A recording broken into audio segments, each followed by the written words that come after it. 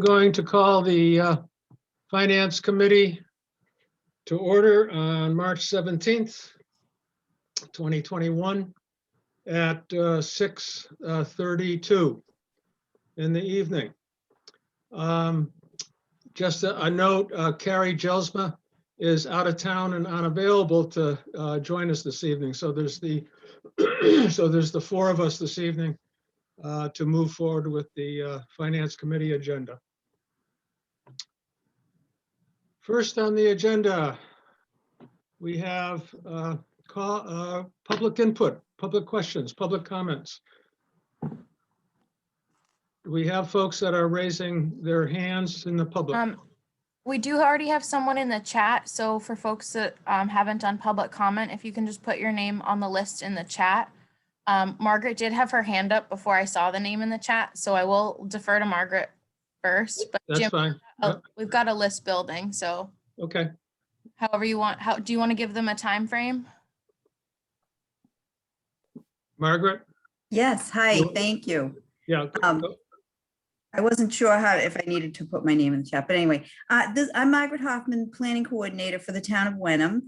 I just wanted to take a brief minute and just mention something about the master plan. I know it's on your radar to think about putting that in the budget for next year.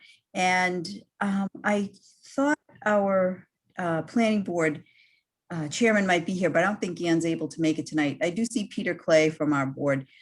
Just to let the committee know that the master plan is something that's been thought about for a long time in Wenham. We haven't had one, I think everyone realizes, since 1960.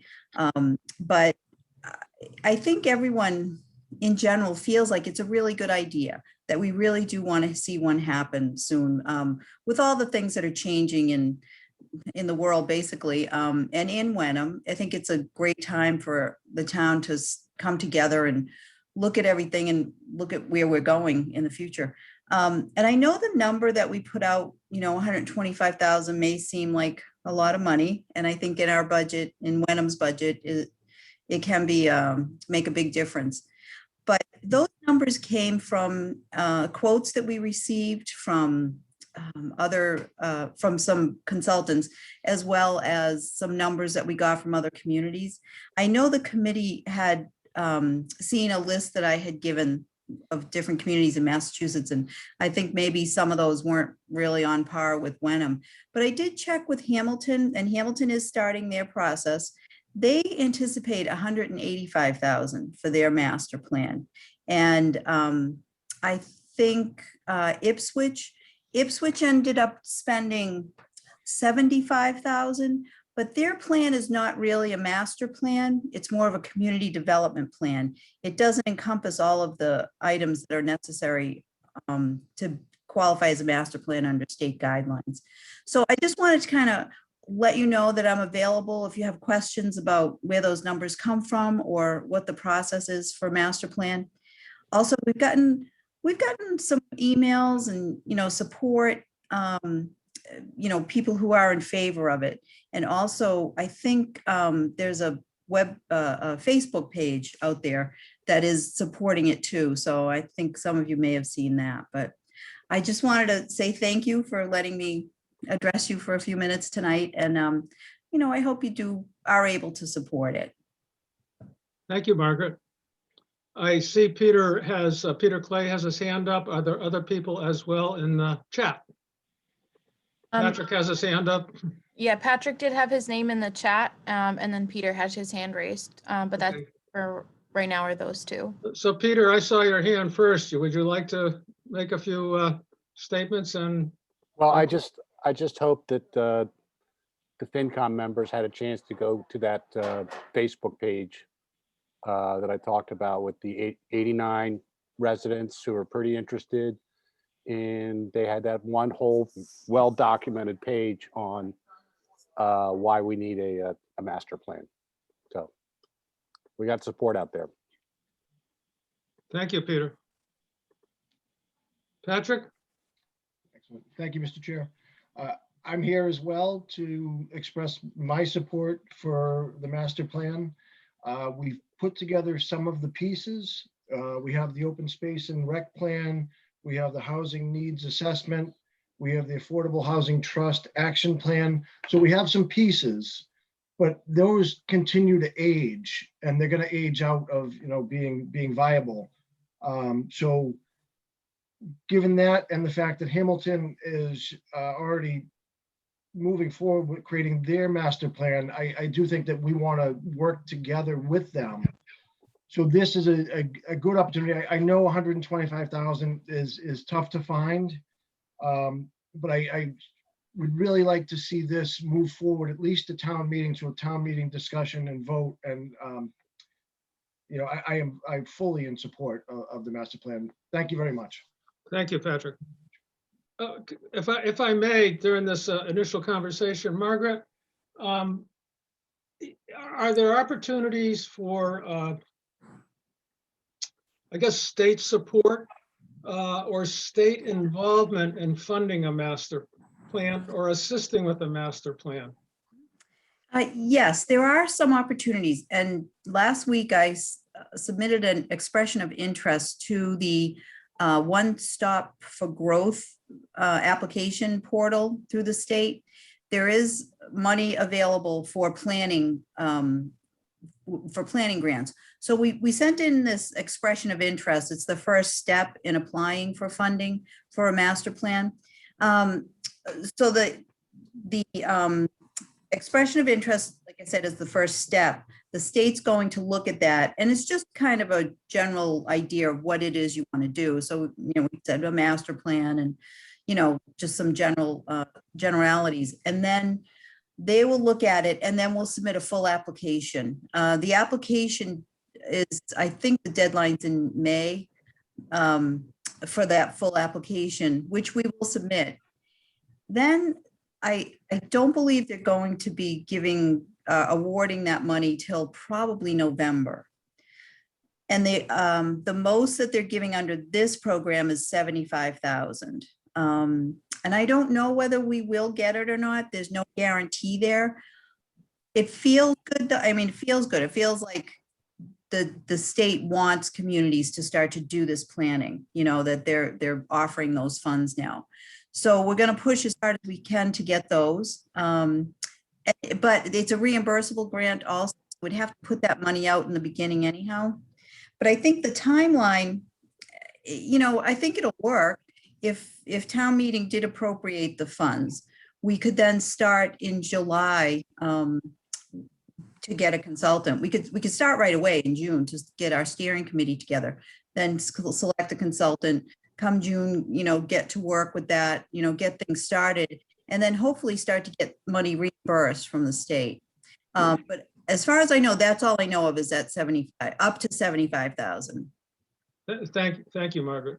Mhm. Jackie, thank you very much. Appreciate the information. Anyone else in the chat room, Jackie? No, not at this time. Okay. Thank you, everybody, for your input. It's appreciated. And FinCom will put into our deliberations all the requests, including the master plan, certainly, into our budget deliberations this evening and next Wednesday evening. We will be closing the budget and finalizing the budget as we're required to do by next Wednesday evening at our meeting. So thank you, everybody. Appreciate it. Okay. Next item on the agenda: review potential vote on recommendations to town meeting on the Community Preservation Committee appropriations. Who has that? I have a couple of slides on that, Mr. Chairman, if I may share my screen. Is there a CPA representative here this evening? He is. I don't know if he's willing to present on my behalf. I'd appreciate it, but I'm not going to pick on him if he's not ready. I didn't know it was on the agenda. I didn't look, but I can definitely present if you'd like. It's the same slides, so it's fine. Okay, why don't we move forward with those? Thank you, Patrick. Sure. All right. So first slide is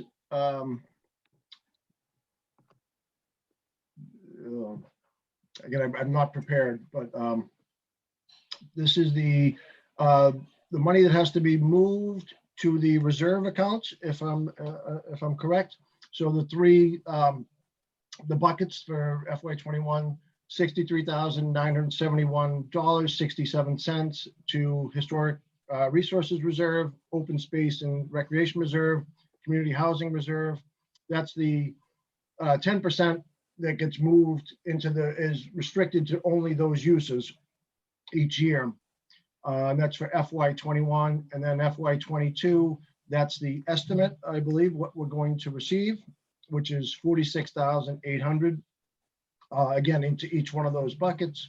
Our estimates have typically been fairly conservative, so we hope to get more money for FY22. The rest goes into the budgetary reserves, which is $319,100, and then $8,500 for our administrative budget. That's dues to the CPC Coalition, the support we get from Jackie and Catherine Tinsley. What I really want to stress this year is our match was amazing. We received $243,665 from the state in the 3 rounds of matches because we are a 3% community. If you don't go to the full 3%, you're only eligible for the first round of matches, and then the subsequent 2 really boosted it up. So we got a reimbursement or a match of 59.2%, which is the highest I've seen in my 7 years. We had 4 projects in front of us this year. The first one you're probably very familiar with, which is the town hall renovation for $121,900. I believe there's 7 years left on this. Yep. And recommendation was a unanimous. All 7 members were in favor of the town hall debt. The next item is interesting. It's the West Wenham feasibility study. The West Wenham Park, also known as the Higginson Park, is very underutilized. Right off of 97 Topsfield Road. It's kind of a 3-tiered park, parking down below, then a basketball court, small basketball court, tennis court, which is in terrible shape, and then a large flat area at the top. The Open Space and Rec Committee has come to us looking for $15,000 to do a feasibility study. And since this has come up, the Stanton group Stanton Foundation is a group that funds dog parks. Typically, 90 to 100% of construction costs they will pay for a dog park. Since discussing this with other groups, I've also heard that youth soccer and Little League is also interested in this property to develop. And again, it's very underutilized. I've been up there several times. It's a really nice space. It ties into Audubon trails. It's our bald eagle up there.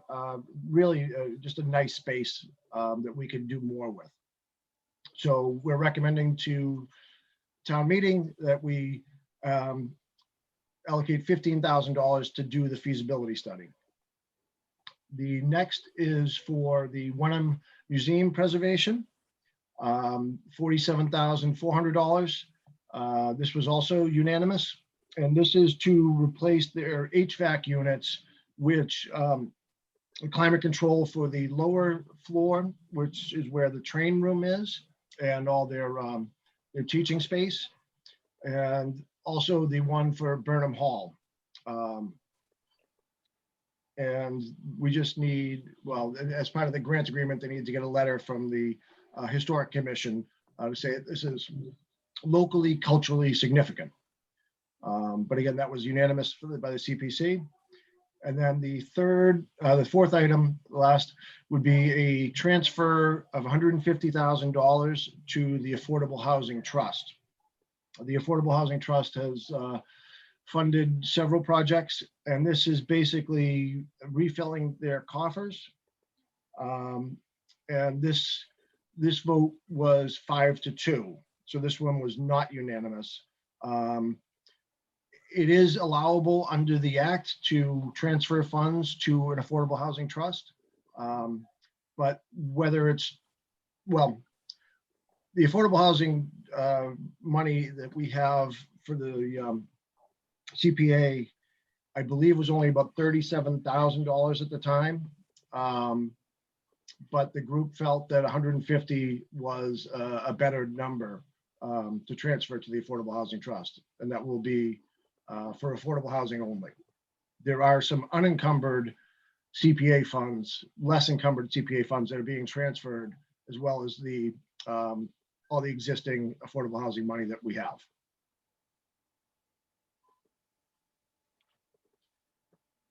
Any questions? Dave? David Molentano has his hand up. David? I did. I actually did Zoom correctly. Put the hand, Pat, just clarification, not anything bad, but just, can you repeat the dog park again?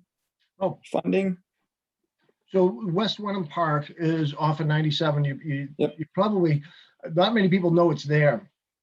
So the Stanton Group is Stanton Foundation is a foundation that funds dog parks.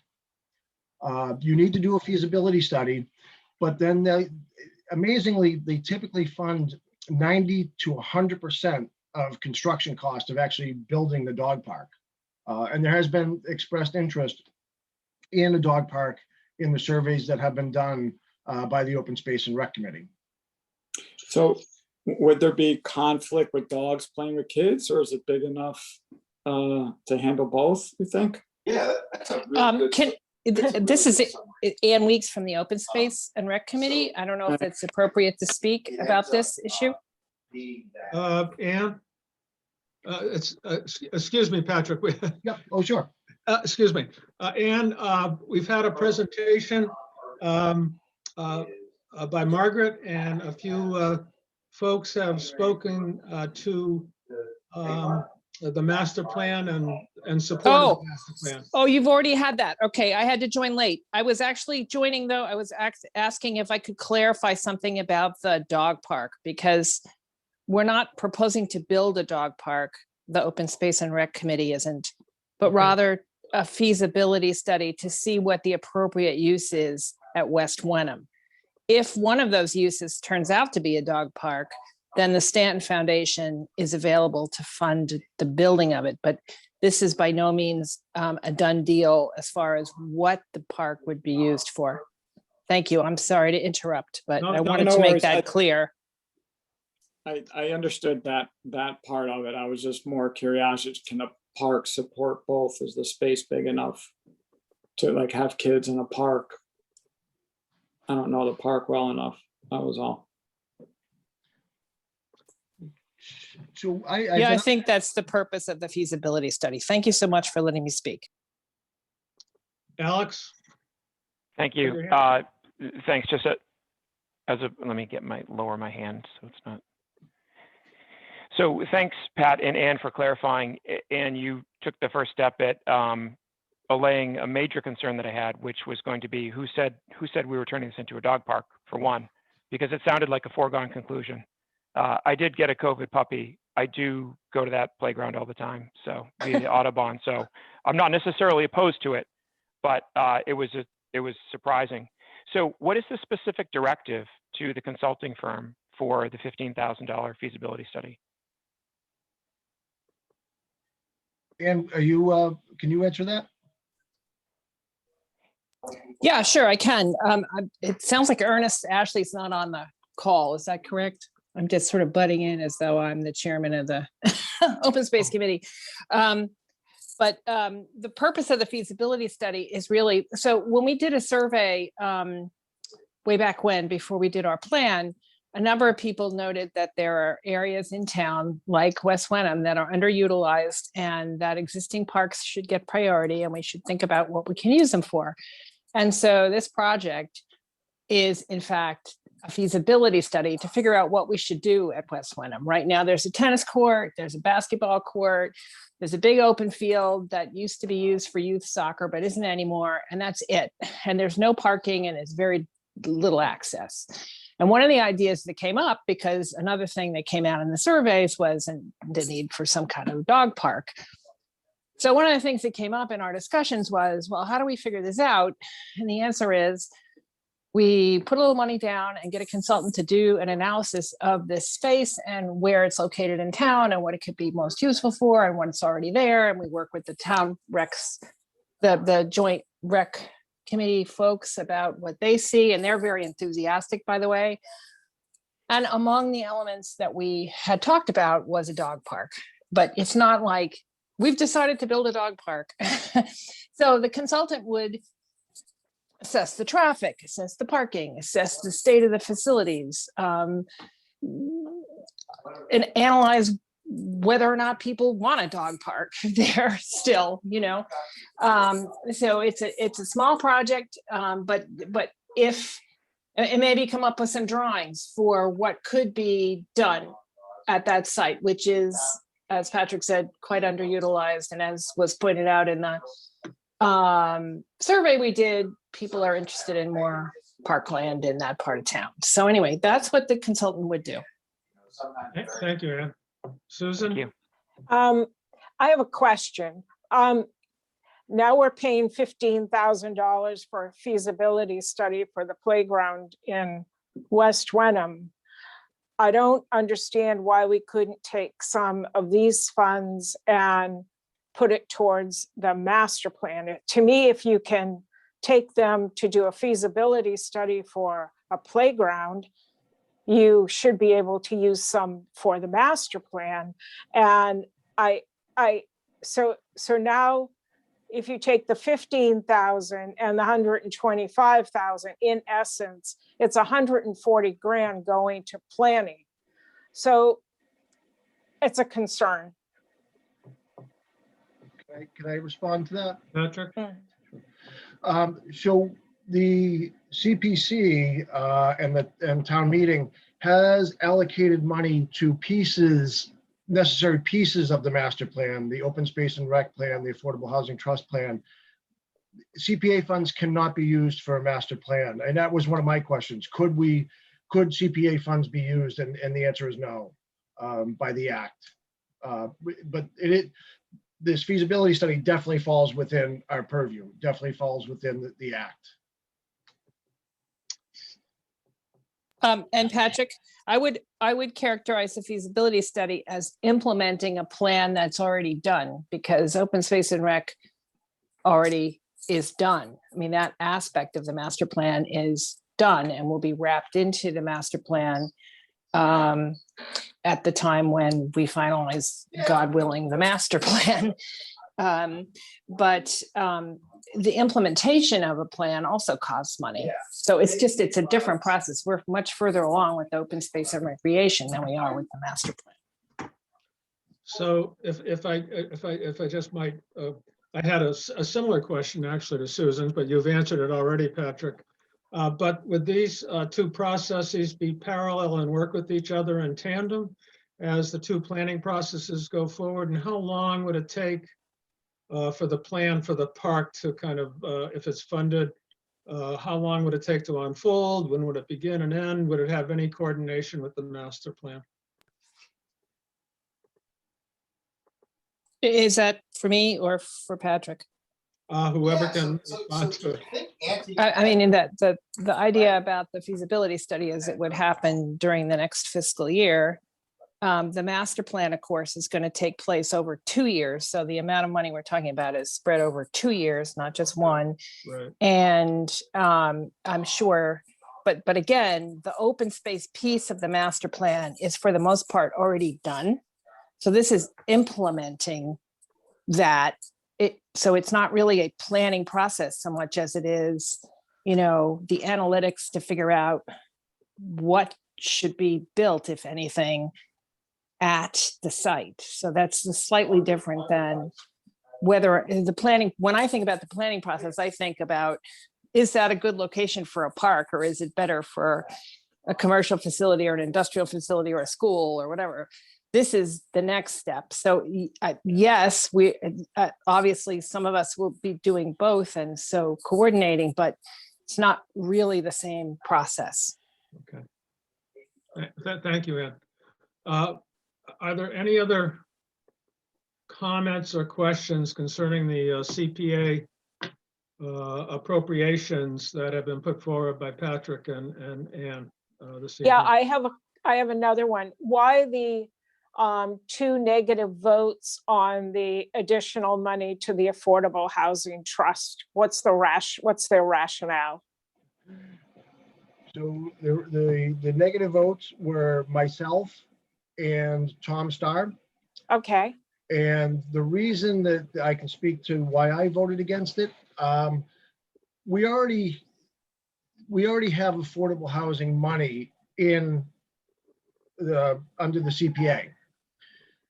Transferring them to the Affordable Housing Trust is fine, but there is CPA funds are controlled by town meeting.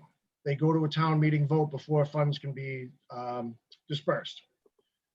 Affordable Housing Trust money first goes through the Affordable Housing Trust and then to the Board of Selectmen. So it can be quicker, but these projects tend not to be that quick. And this is just a reimbursement of funds. Now, we've allocated, I believe, 810,000 of CPA funds to affordable housing. Our affordable housing budget. in total? That is for Maple Woods and for Habitat for Humanity. 750,000 for Maple Woods 2 years ago, and then 60,000 for Habitat for Humanity also 2 years ago. So we're up to 810,000 we have set aside for these two projects. I didn't see the need to transfer CPA funds to the Affordable Housing Trust, given that it's still affordable housing money. And we're also, well, some of it is affordable housing money. Some of it is general funds. And I was against transferring less encumbered funds to make them more encumbered. So I personally was against the funds there are specific uses that they can be used for, but say why not leave it under town meeting control as opposed to Board of Selectmen and Affordable Housing Trust control. That's why I was. Thank you, All right. Thank you, Patrick. Thank you. Okay, are there, I'm looking to Tom and Jackie, unless there's other questions, are there Jim, actions? Mr. Chairman, just one Yes, comment sir. if I can, for Yeah, just, sure. you know, back to, I think you said it best, like the planning process for the West Wenham Playground would be in parallel with a broader planning effort of the master plan. And by definition, that's just from my perspective, an inefficiency. Clearly, with a largely, you know, open space driven community, a lot of that and parks and the like would be a big part of the master plan. So to me, it just seems premature at best to be seeking a master plan and to fund with a decent amount of money, when obviously I know this doesn't impact the override per se because it's a transfer, but it's still taxpayer dollars, to fund a feasibility study for a park that's deemed underutilized. And it is, I suppose, underutilized, but I think that's not necessarily in and of itself rationale by itself to fund a study, just from my perspective. I agree with Alex. Margaret? Jim, wait, can I add one other thing just before we have any more comment? So just from a process perspective, so Yes, the CPC committee is the only body that can recommendations to town meeting for these funds. Just from a process perspective, from the FinCom, what we're looking for either tonight or next week, we're happy to send you the applications, give you more time. We just wanted to go through the initial presentation to FinCom of what CPC is recommending.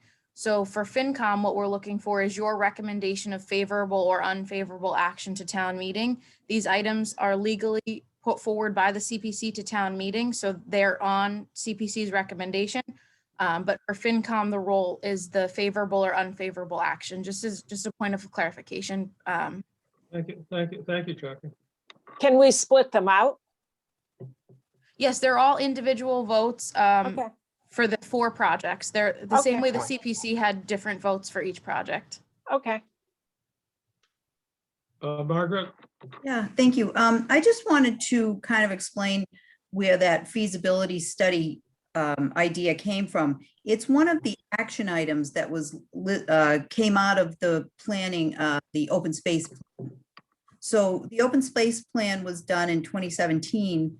And that was one of the things that the open space committee had on their list of items to do, action items. Gotcha.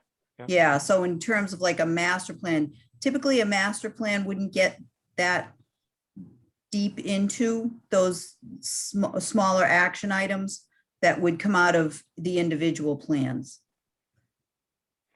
Margaret, that's helpful because I was trying to reconcile the statement, open space piece of master plan is done with Yeah. the request for a feasibility study for something that is open space, which is yet to be started. Right. That Yeah. said, I still, from my standpoint, think of the open space planning as evaluating potential options for a specific park, and to get into the weeds that a master plan might not. So I must view it as like, that is the work of the open space committee. At least I presumably, I would think. And that's where that feasibility study idea came from the open space plan. Those are one of the action items. So, Thank you. thank you. Thank you, Margaret. Okay, I'm going to ask this question to the Finance Committee members. Would you prefer to defer the vote on the 4 separate CPA appropriations to next week? Or would you feel prepared to vote on those appropriations individually? As I understand it, we would review each appropriation and vote a motion to favorable or unfavorable action on each individual one. Any thoughts on that from the FinCom, please? David? Yeah, I don't like to postpone either, but it seems the only one, I forgot the slide, was number C. For me, it was the 15,000 for the study, because we have not decided whether we're doing a town master plan or not either. Correct? So if please correct me if I'm wrong, Pat and Anna, if we go with the town plan, that park most likely will be part of that plan. Correct? That wasn't my understanding. I'm not Okay. speaking for the CPC. My Okay. understanding, it was an entirely separate process under the Open Space Study Committee and would not be incorporated into a master plan. All right, then I believe Yeah, no. I believe that is what has been stated. all right. Yeah, no, it's a totally separate thing. The planning part of the open space and recreation plan is done. This is the Study itself. implementation part. It's not, Okay. this is, should we do anything? This is an action item, not a plan. Okay. But feasibility would indicate a planning process and not a construction process. But not a master plan for the town, more of a focused development style plan for a single parcel. It's just a different thing. Okay, Yeah. so, I understand Wait, that can be Susan, can I confusing. finish? Susan, can I finish first? yeah, All right, thanks. So just so I'm clear in my confusion. So my thought process was that for that portion of the study and the feasibility from the park will not be part of the master plan. So in that case, if we approve this, or excuse me, if we don't approve this, but approve the master plan, this park still does not get the level of feasibility that it's getting by the separate $15,000. Is that correct or not correct? It would not get any kind of analysis of what Got to it. build there. Okay. That's correct. We'd have to come back another time for that. All right, okay. But and I the noticed- planning part about should it happen already happened as part of the open space and recreation plan. I know you said that 3 times, so thank you for doing. It's okay. I understand it's Taking the- complicated. Okay, thank you. Thank you, Mr. Chairman. Okay, thank you, David. Any other comments on what I have presented as an option of deferring a vote on these separate appropriations? Or are we meaning the Finance Committee, prepared to move forward on review and a vote on those appropriations as presented this evening? Jim, Alex? I'll just chime in quickly. I'm happy to vote on them independently this evening if you so choose and the committee chooses to. I Thank you. agree. Yeah, Susan? Okay. yes. Thank you. David? Yes, okay. Jim, can I make one point of clarification? You certainly may. So we have the 4 CPA projects that'll, will look for your vote of recommendation or not. We also have the main CPA article, which is the transfer of revenues and the administration. Right. So do you want to start with that main traditional annual CPC revenue article? Let's start with that and see if we can put together a motion. Okay.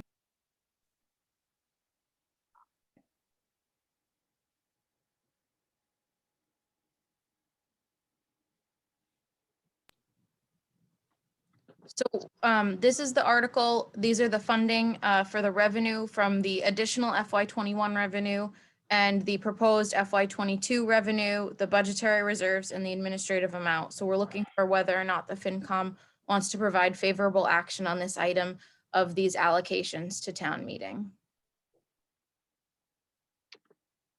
I'll start with working at making a motion. I move that the Finance Committee take favorable action on the acceptance, I think I got that correct, of the state match of 59.21% or $243,665 to the town of Wenham CPC account. So Does Jim, that cover it? I would just, it's just a vote of favorable action on the revenue allocations for additional FY21 revenue, FY22 revenue, and FY22 admin expense. Okay. So Just those. I move that we have to take favorable action on the FY22 revenue and the FY22 administrative expense accounts of $243, $243,665. Do I hear a second on that motion? Second, Motion's been made, seconded by Alex. Any other questions or comments by the Finance Committee members? and just one quick point of clarification / question, I guess. This is a recommendation for favorable action at town meeting or to town meeting as a legislative body, and that's with all of these articles, right? We're not, That's correct. It's Okay. recommendation of favorable action. Thank you. Exactly, Alex. Thank you. Okay, all those in favor of the motion as stated? Aye, Jim? aye, Alex. Hi, David. Hi, Susan. Okay, thank you very much. Okay, so let's move on to the individual CPC appropriation recommendations from the CPA. The first recommendation is a longstanding to pay down our debt on the town renovation. Who would like to make a favorable or unfavorable action recommendation on the annual the town hall debt service? I can do that one. I make a Thank you, motion Dave. before the committee that it vote in favor for, that it vote for favorable action on the town hall reno debt of $121,900. Thank you, David. There a second on that, please? I second it. Thank you, Susan. Any other questions or comments on the Why town is this hall so renovation difficult? debt? Catherine, did you have a question? Catherine Tinsley? No, okay. Okay, hearing no other discussion, all those in favor of the motion on the town hall renovation debt of $121,900? Aye, Jim? Hi, Alex. Hi, David. Hi, Susan. Thank you. It carries unanimously, Catherine. The next individual recommendation of favorable or unfavorable action is the West Wenham Feasibility Study for $15,000. Do I hear someone that would like to make a motion on that article? Happy to, Jim. I move that Wenham FinCom recommend favorable action to town meeting for the CPA West Wenham feasibility study. Thank you, Alex. Is there a second on that? I'll second. Second by David. Any further questions or comments by Finance Committee members? Okay, we'll move to take a vote on Alex's motion of a favorable action on the West Wenham feasibility study of $15,000. Aye, Jim. Alex, nay. David, yay. David, which? Yes. Yes, okay. Susan, no. Okay, so we are two in favor and two opposed. Okay, we'll move on to the next piece of this, the Wenham Museum preservation of $47,400. I'll make a motion for the Wenham Finance Committee to take favorable action on the Wenham Museum preservation of $47,400. I hear a second. Second. And the second, any further discussion or conversation or questions? Hearing none, all those in favor of the motion as stated? Aye, Jim. Hi, Alex. Hi, David. Hi, Susan. Okay. Catherine, that passes unanimously. The Wenham Museum preservation, $47,400. The final one is transfer to the Affordable Housing Trust of $150,000. I hear a motion on that article, on that appropriation, excuse me.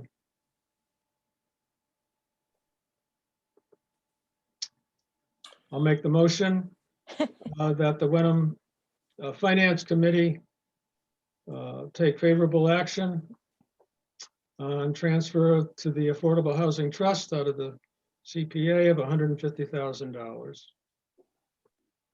Do I hear a second?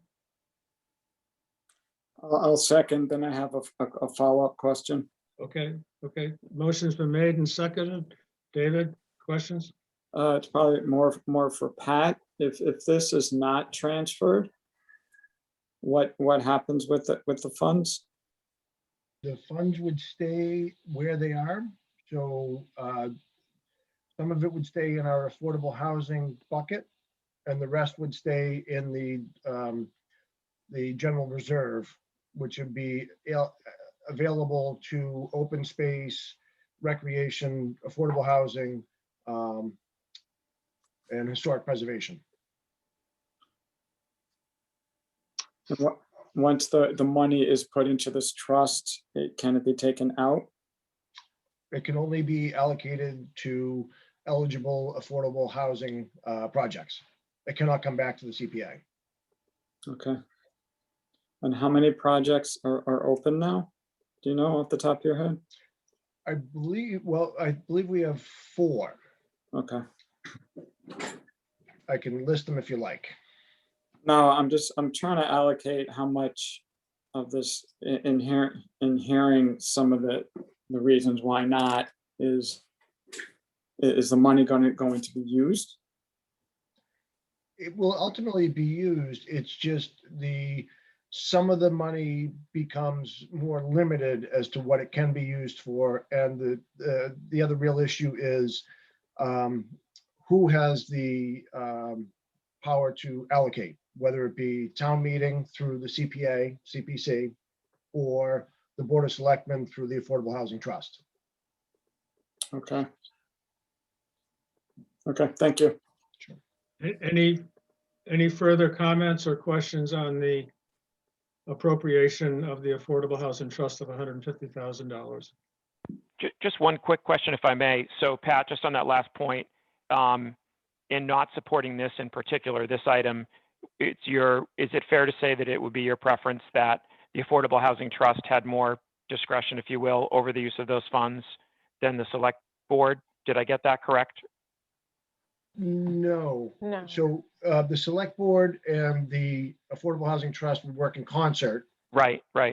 And the CPC and town meeting would work in concert. Yes. Okay. I guess I do have one other question. Did the Affordable Housing Trust approach the Community Preservation Committee, Patrick, for more resources? And if they did, what was the reason, if that in fact occurred? It's a good question. I forgot to say that the original ask was for $300,000.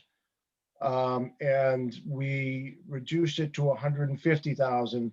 And there is no project in the pipeline. This is just money that's going to be sitting in the Affordable Housing Trust waiting for a project. Okay, thank you, Patrick. With this, so this 150,000, if it was taken out of the CPA and transferred into an Affordable Housing Trust, that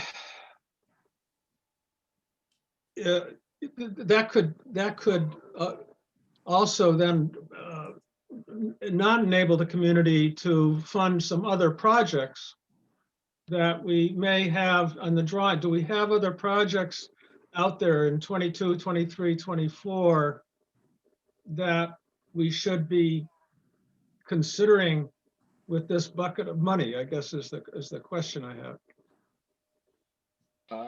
Or is that premature to even ask that at this point? There are always things in the pipeline. I mean, some of the money, I don't have the exact figure, is only affordable housing. But I believe that number, from the top of my head, I believe it's 37,000 and change. And the rest of it could be used. Let's use the turf field. It could be used for a turf field. It could be used for, if we decide that West Wenham should have a new tennis court, it could be used for that. It could be used for the Pingree tennis courts. There's nothing, we have no projects in front of us besides what's been presented to you, but every year we do have new projects. Okay, thank you, Patrick. Sure. Margaret? Yeah, hi, thank you. I work with the Affordable Housing Trust also, and I was part of the application process with them. So the Affordable Housing Trust just this past year purchased an affordable unit on Stockwell Lane. The unit came up for sale for about $120,000. And it was a really great opportunity for the trust to purchase it. So, but they needed to have that money available right away. Once we get notified that a unit's available, we only have like, I think 30 to 60 days to act on it. So I think that was the rationale for the trust, to have some replenishment of those funds that they just recently spent, and to have some kind of a buffer so that when a project like this does come available, if something like that comes up, they could act quickly to purchase. Just wanted to. Okay, thank And you. I saw, Mr. Chairman, I saw something in the chat. So that goes back to where you need to be replenished and you don't need to wait for town meeting. Right? Otherwise, if we don't do it now, you'll have to wait till next April for the next town meeting. Is that correct? I Yeah. believe the Affordable Housing Trust has 181,000 in their coffers right now. So this would be in addition to that. So we'll bring up to Yeah. 330,000, I believe is the number. But yes, the Affordable Housing Trust can be much more nimble than the CPC and town meeting. Okay. I'm sorry, Okay, Mr. we've had a motion made. The motion's been seconded. I'd like to try to move this particular decision point along. All those in favor of the motion to transfer the 150,000 into the Affordable Housing Trust from the CPA? Aye, Jim. Alex, yay. David, yay. Susan, no. Okay. The motion carries 3-1, Catherine. Thank you, everybody. That ends our discussion on CPC appropriations. Thanks, Patrick. Thanks, Margaret. Thanks, Ann, for all your input. Appreciate the input and the thoughts committed to this. So let's move on if we can. Okay. Let's have an overview. I know, let me just preface this with Jamie was working to get some final numbers from department heads in terms of the further potential reductions. She's still awaiting those numbers from the department heads. Not from all of them. Some of them did in fact respond. So I don't know whether Jamie, you want to give us a brief overview with what we have or where we stand, and then we can move into the 22 operating budget, use of free cash, and so on. Yeah, so we had a department head meeting on Monday, and we discussed with departments what we needed to get to a balanced budget, and we had them find ways to look at their own budgets and see where we can shred. I got some answers from some department heads. And I still have some back and forth going with some department heads, so I don't really want to give numbers, but I'm hoping to have, I'm going to give everybody a nudge tomorrow morning. I'm hoping to have everybody's response back tomorrow. And then we'll put something together and send to FinCom sometime between tomorrow and Friday. Okay, so by next Wednesday, then we will have a pretty final review of the expense and the revenue that we're anticipating for FY22. FinCom. Let me try this on for size, if you will. I would like to try to move into, since we only have this evening and next week to have a final review and approval of the budget. I would like to throw out this, if everyone's uncomfortable with it, and let me know.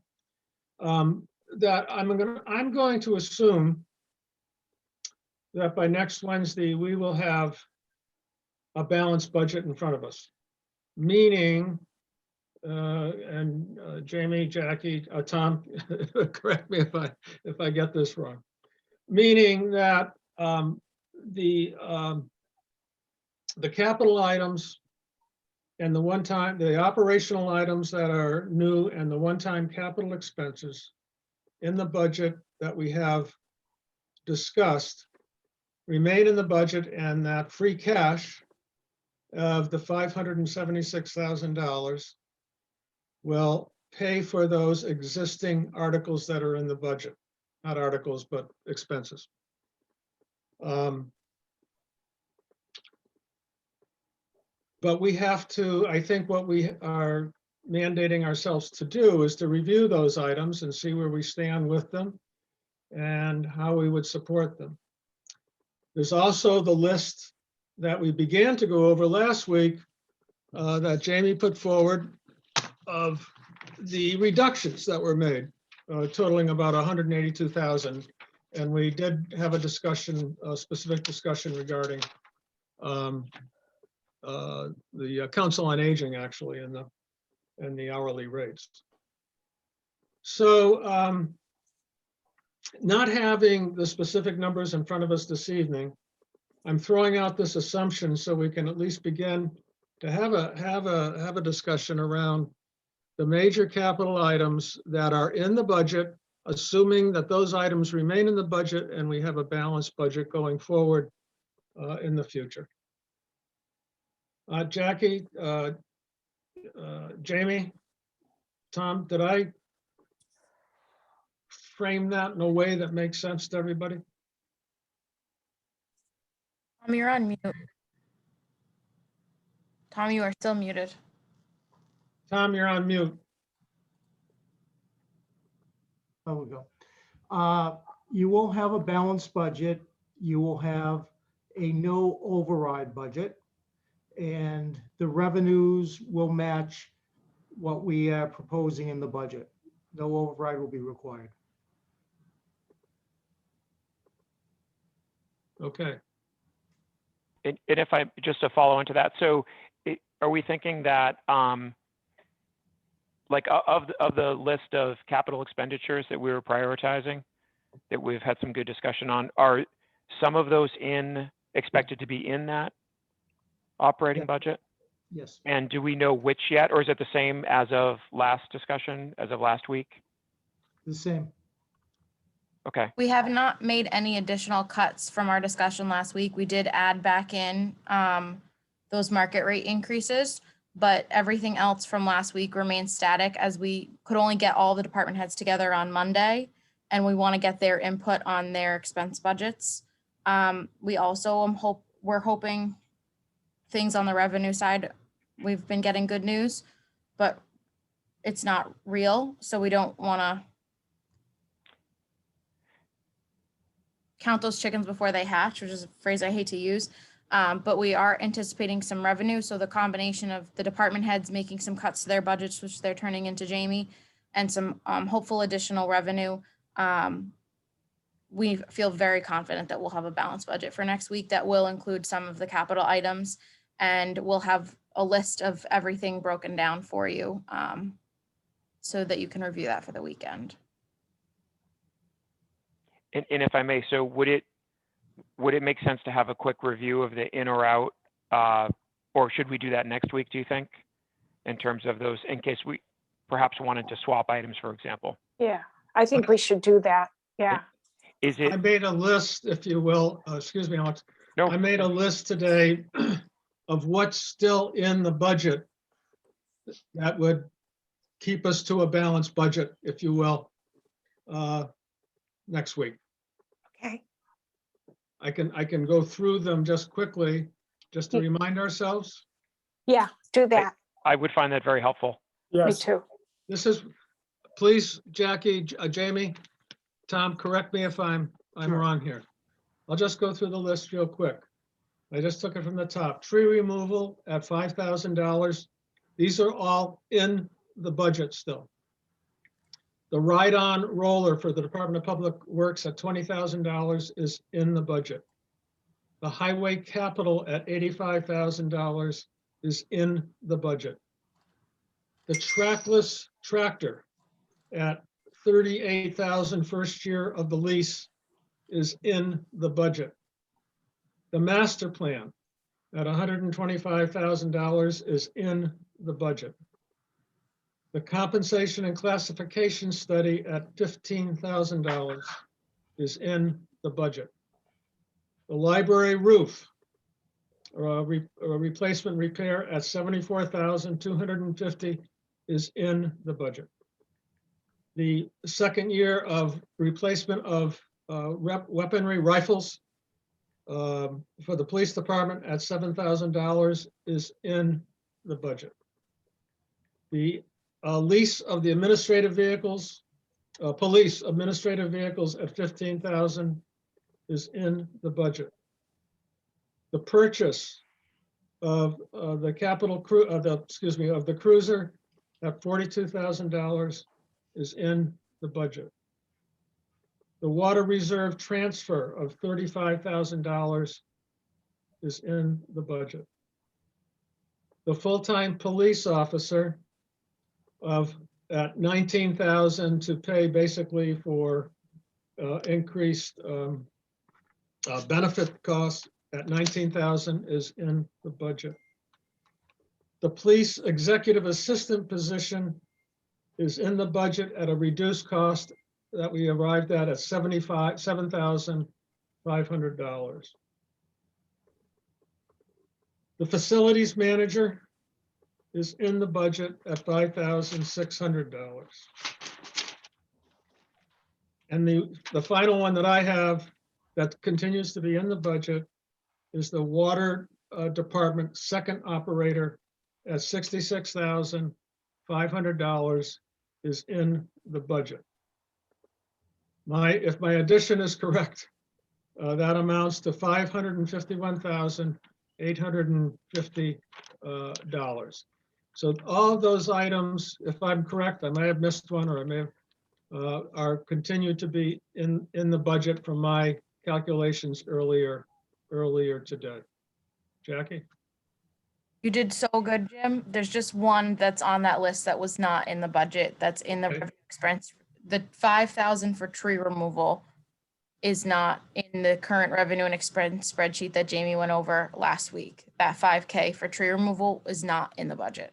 Oh, it's not. Did that get removed onto the list of reductions? Correct. Oh, I didn't see it on there. And what about the additional compensation for the van drivers and the Council on Aging? Is that not in the budget? That's Yeah. back As in. of, Yeah, we put that back in. Okay. That's what, excuse me, I missed that. Back in. It's back in the budget? The Correct. After last week. 55,900? Okay, Yes. okay. So then that $6,000 would add to the, so roughly then it's $557,000. But actually, no, because we're removing the tree removal.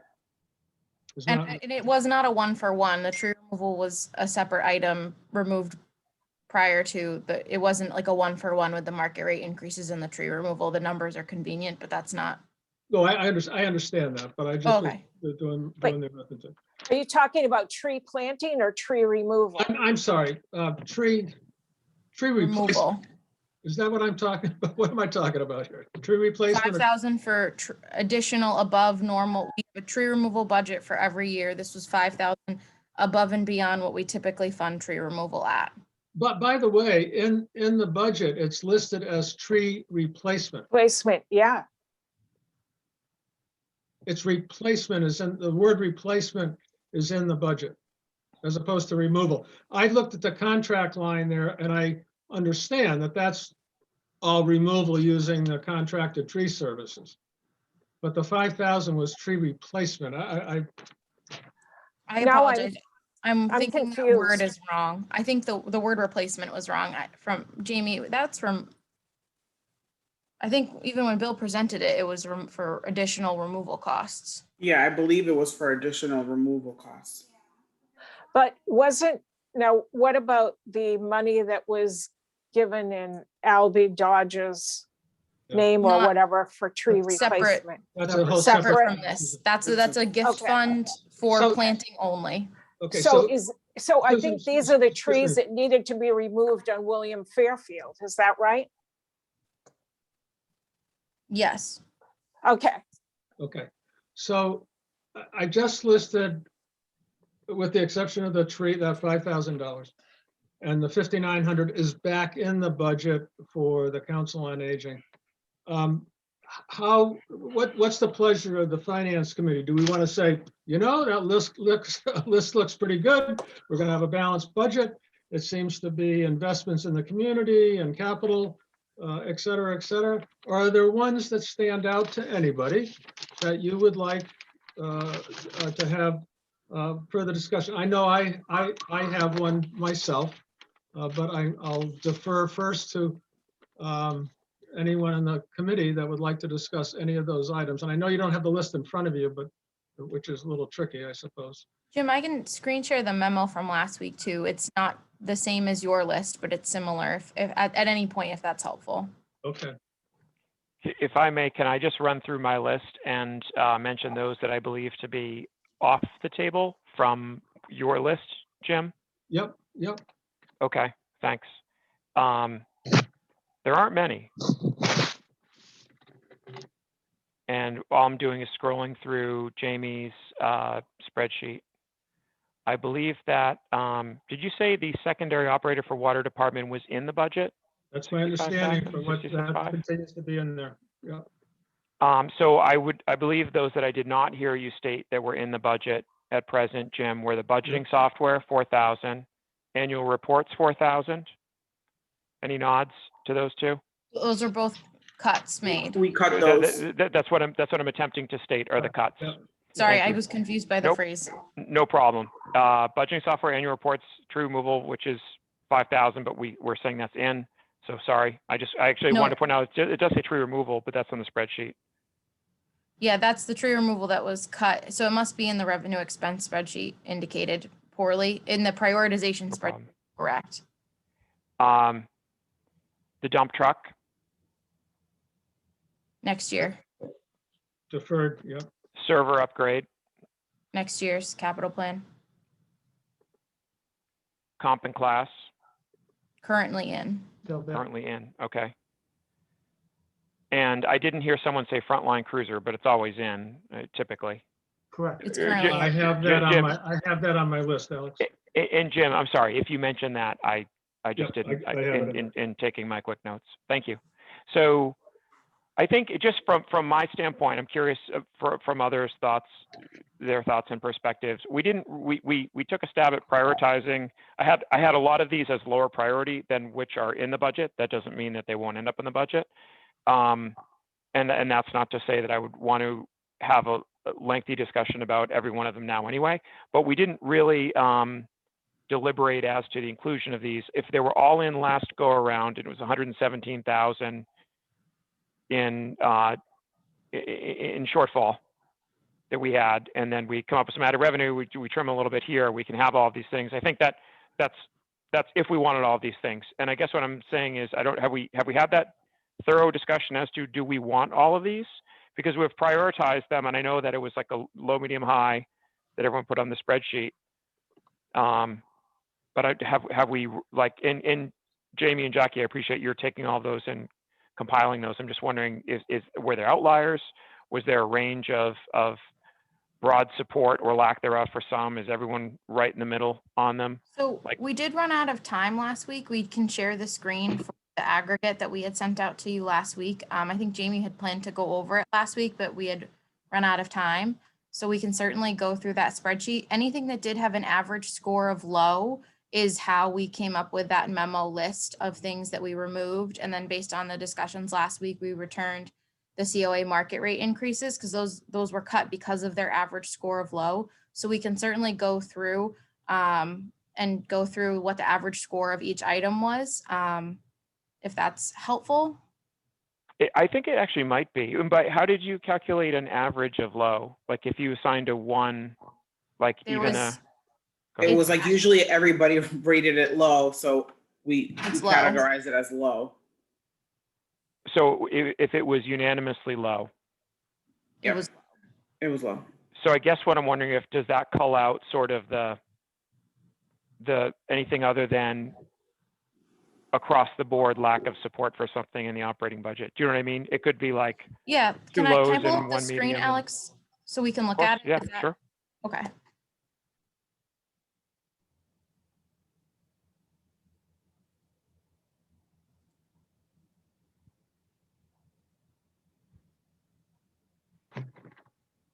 So this is still looking at last week's, so please do ignore the top two. So we're just looking from the full-time officer down at this point. So for example, there was an average score of high for the full-time officer position for the benefits cost because the salary, as we might remember, is being used from the police reserve line. So this is just the benefits. So that was a pretty unanimous high across the board. And then there was a low, a medium, a high, and then a medium on this cut it half. So you were all across the board. So we cut it in half and can cut the difference. So that was the change of police department. Jamie, do you want to speak to the next couple?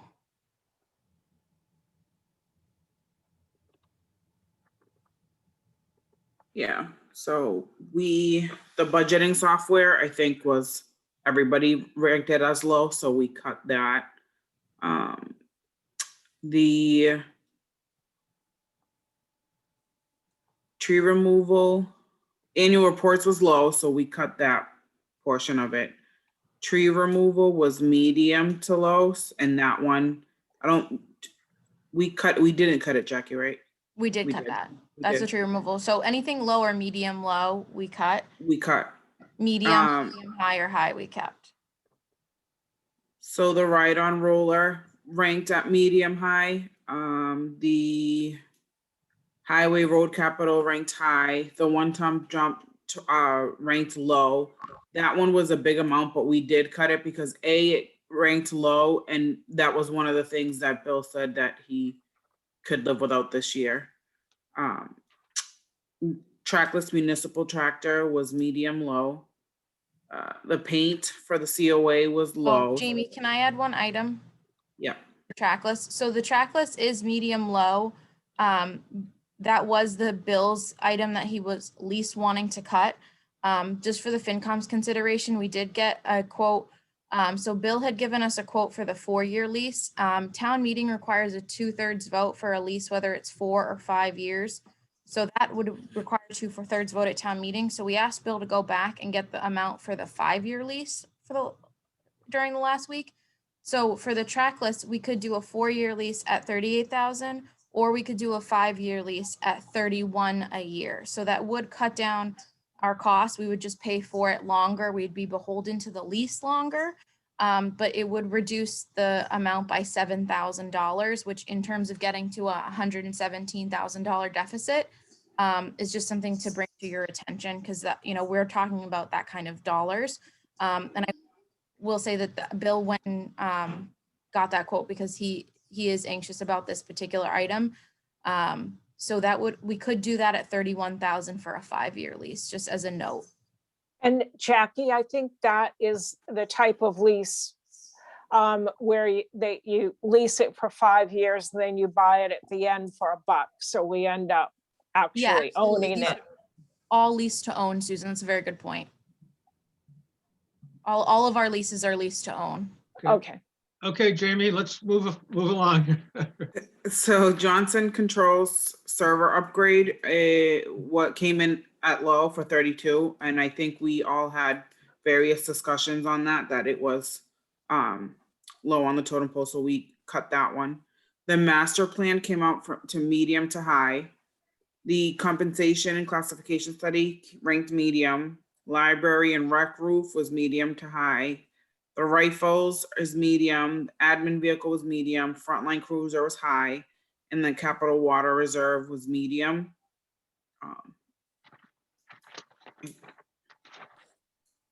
Jamie, thanks for going through these. Up on the list, I think you had secondary operator for water as low, Yep. Right. but in the budget. Is that correct? So that being a Yeah, water department item, we did not cut we that. didn't cut it. Revenues come up for that item. So it's a discussion that's the only position cut. So we left that to FinCom. So all of the items that we did cut were not salary related. So that is not something we've had significant discussion about since the water department made their presentation. So it just felt that we wanted to at least have a discussion with FinCom again on that particular item. That was the one item, FinCom members, that I wanted to discuss myself, actually, because I remember a discussion several weeks ago regarding this. There was 2 things that I recall. One, of the upcoming reorganization of DPW and water coming together and how that might influence this position. impact this position.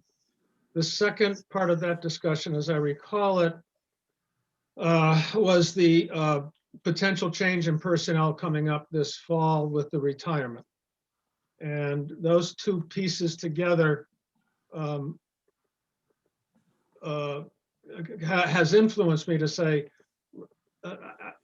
I would like to either have more information on this or defer a decision on this until we have better information about reorg or the secondary operator possibly being replaced when we have a retirement. So those are the pieces of that I kind of had in the back of my head on that particular cost. Others? I agree with your assessment, Jim. Okay. Is that what you recall in terms of the discussion, Alex? To be honest, it's familiar insofar as the past few years it's been a request, or at least the past couple Yeah. budget cycles, and it has been deferred with no changes in expectations for consequences of continuing to do so, which isn't to say that there isn't a case being made for it. I just don't think it's terribly compelling in light of the savings that'll be needed for future water projects, in part the capital expenditures that'll be required, and I know there's permitting issues or licensing issues, and I think, Susan, it was you that might have mentioned that, you know, perhaps we can attain those licensing credentials. Maybe it wasn't, but through other means. I mean, to me, it doesn't seem like there's an urgent case for this, unless I'm missing something. My only concern is that there's no depth to that particular department. Now, when and if things merge, then they may be able to create some depth. But if somebody got COVID-19 and was out for 2 weeks, and then, you know, something happens to somebody else, you potentially have a problem. So that's, I hate to start adding a position at this particular junction and this particular point in time. So I'm at 6s and 8s about it. Tom? Thank you, Susan. Thank you. Just an update is that the Government Study Committee will not, to my knowledge, be addressing the structural reorg prior to the annual town meeting regarding the water and public works. They will be more than likely dealing with that. Right now, the 3 to 5 is taking up most of their time. So if they hit the reorg structural, it will be more than likely during the summer. Right. Going into the 23 budget. Correct. Any other thoughts on that from Finance Committee, folks? Tom, David? just to repeat your point again. So the government reorg committee is not meeting until after the town meeting? Oh, no, they've been actually meeting, sorry, David. They've been actually meeting every Thursday night, but their Okay. total focus has been on the 3 to 5 issue with the board members. I believe, and then they have left is the human services, you know, board health, COA, and also the restructuring of the public works and water. That Okay. will not be addressed till, the way they look going right now, I don't believe that will be addressed till after town meeting. Okay. But it will Susan, be, sorry, Jackie. no, I'm sorry. We will need to address it, you know, sometime between the summer and the fall, as we do have a couple of impending retirements between the two departments. Correct. It will be a question that needs to be taken up after the 3 to 5 question is hopefully resolved in whatever way it gets resolved. It will be a high priority item for the summertime, so we can prepare for fall and winter retirements. Okay, because Susan brings up a good point. That's all. Okay, I'm good. Thank you. Thanks. Thank you, Dave. should we consider a placeholder number in that at a reduced amount, for example, half the salary? I'm kind of making this up a little bit, but if we get to the point over the summer and fall, and we think that a second operator is necessary, we get through the retirements, it gets us about halfway through the year, the fiscal year, and we decide, well, you know what, a second operator is a good idea. Should we have some money put aside, or will we have money of potentially of the existing position in water and another position in DPW? That's where I'm kind of confused. I think Jim, sorry, Tom, go ahead. Go ahead, Jackie, you go. Oh, I just was gonna say, that's what we don't know. We know that we have an impending retirement in water, which we're budgeting for that position, and we'll, so that budget goes for the person like through their retirement, and then we'll probably hire someone potentially less experienced. So that is one position. And then there's this other item. But the thing to keep in mind is that when we talk about this, we don't know cost savings wise what we're going to see when we hire someone new, because we don't know what experience they're going to have coming in the door. So I would say that, there will be a gap in terms of knowledge in that department, that we will not have the current position holder when they retire, but that's one position, this is the other. So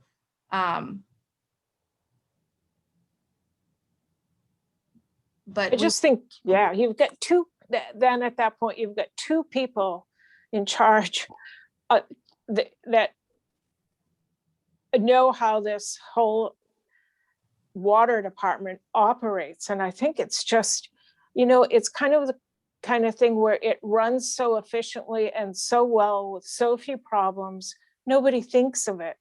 But you'll really start to think of it if you have an issue, if somebody leaves at the last minute, you just don't know what's going to happen in life. That's my only thing. I mean, it's water and it's fairly critical. Tom, Jackie, Jamie, have the water commissioners weighed in on this topic? this is the budget. So the way the water commission functions as elected water commissioners, they vote on the budget that they submit to you. So this is their voted budget in terms of supporting the salary line. And I will say this year, the chairman of the water commission did join Eric in his meeting with Jamie and Tom and I. So without them being here, that's as much as I'd speak to their support, is that this is the budget that they voted, but.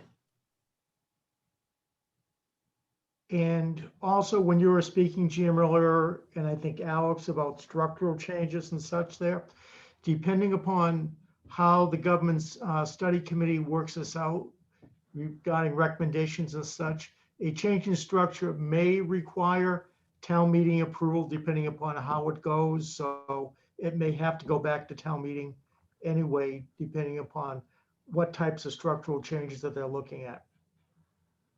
So in light of those uncertainties, my recommendation, or I support removing it at this stage.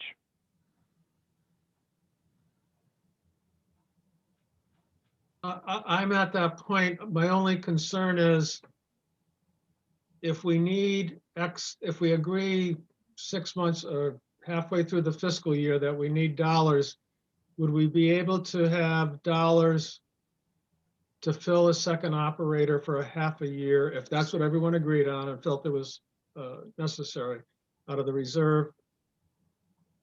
Well, I think, Jim, that's the question of the reorganization. We don't know if we'll have a special, this last year we planned town meeting with the intention of a special. I don't think that's currently the intention this year. Yep. So, I think that would be one amongst many issues that would be addressed at either a special or the following annual town meeting. If we need money mid-year for water, they do have a surplus that can only be spent by moving the money by town meeting. So What we vote at town meeting is what we get for the year unless we have a special. Special town meeting, okay. I would like to propose a combination, a little bit of a combination of reducing that $66,000 in half. And the remaining dollars to be there if in fact we need them in the future. Jim, can I make a point of clarification? Mhm. So of that 66.5, 19,000 would be for the benefits package.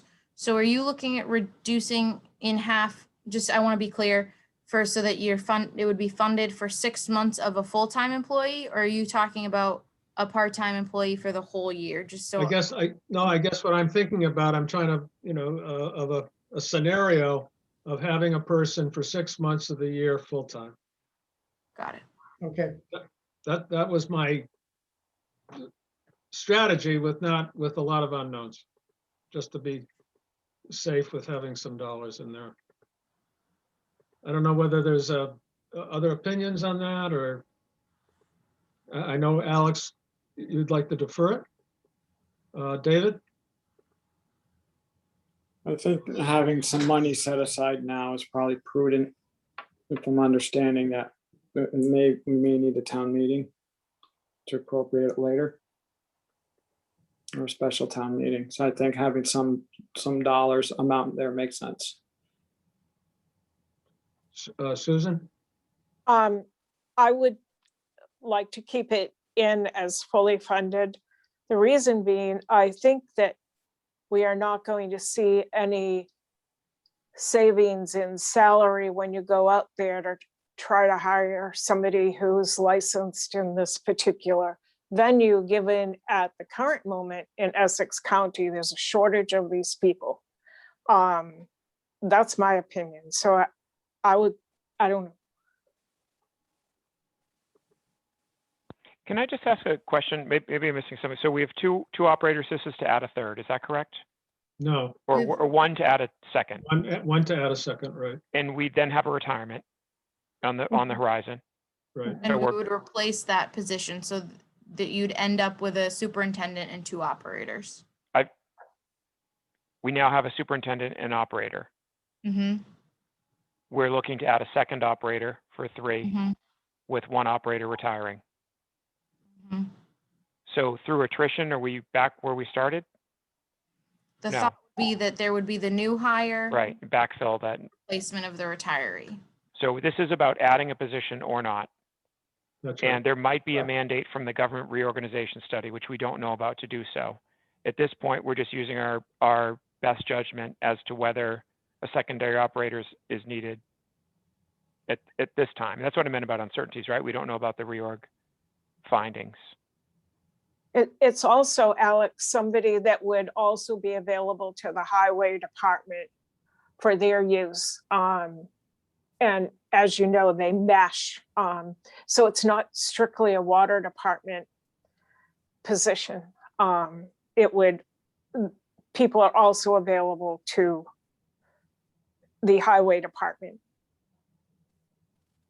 Can I make a clarification to that, Mr. Chairman, on that? Sure, yeah. So if someone is hired by the water department as a full-time employee, what that looks like in terms of DPW cross coverage is that they're often on our main list of people who do snow plowing. So they are not funded through water for that. They are funded through the snow and ice budget, the same way DPW for plowing, whether it's a private contractor coming in to plow or one of our doing overtime, they're funded from the snow and ice line, which is separate. Okay.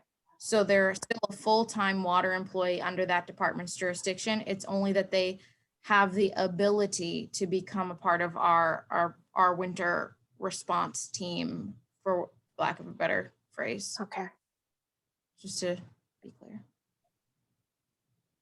Okay, so Susan, let me just review this. Alex, thus far, you'd like to defer it. Susan, you'd like to maintain it as a full-time position at the amount. I need to know exactly where we are too. I Well, mean, that's what we don't know. right. Can We're I, making- point we're of making some- clarification too, though, is that this position is funded by water revenue, so these dollars are water in, water out. They don't affect the bottom line. They will bring the total down, but they hit revenue and expense because water revenue goes to water expense. So when we're thinking about the deficit, this doesn't cut that deficit. Okay, And it doesn't add to the deficit, you mean? Correct. It's Correct. neutral to the Right. water. Doesn't add to the deficit, it doesn't cut to the deficit, it's deficit neutral. then I sure. want to keep it in. I just want to make the point that we have deferred this exact same ask for at least 2 fiscal years in an effort to retain water revenues for savings for long-term for capital expenditures. And just for that reason, I think primarily. Or a perceived lack of need at the time. That's all.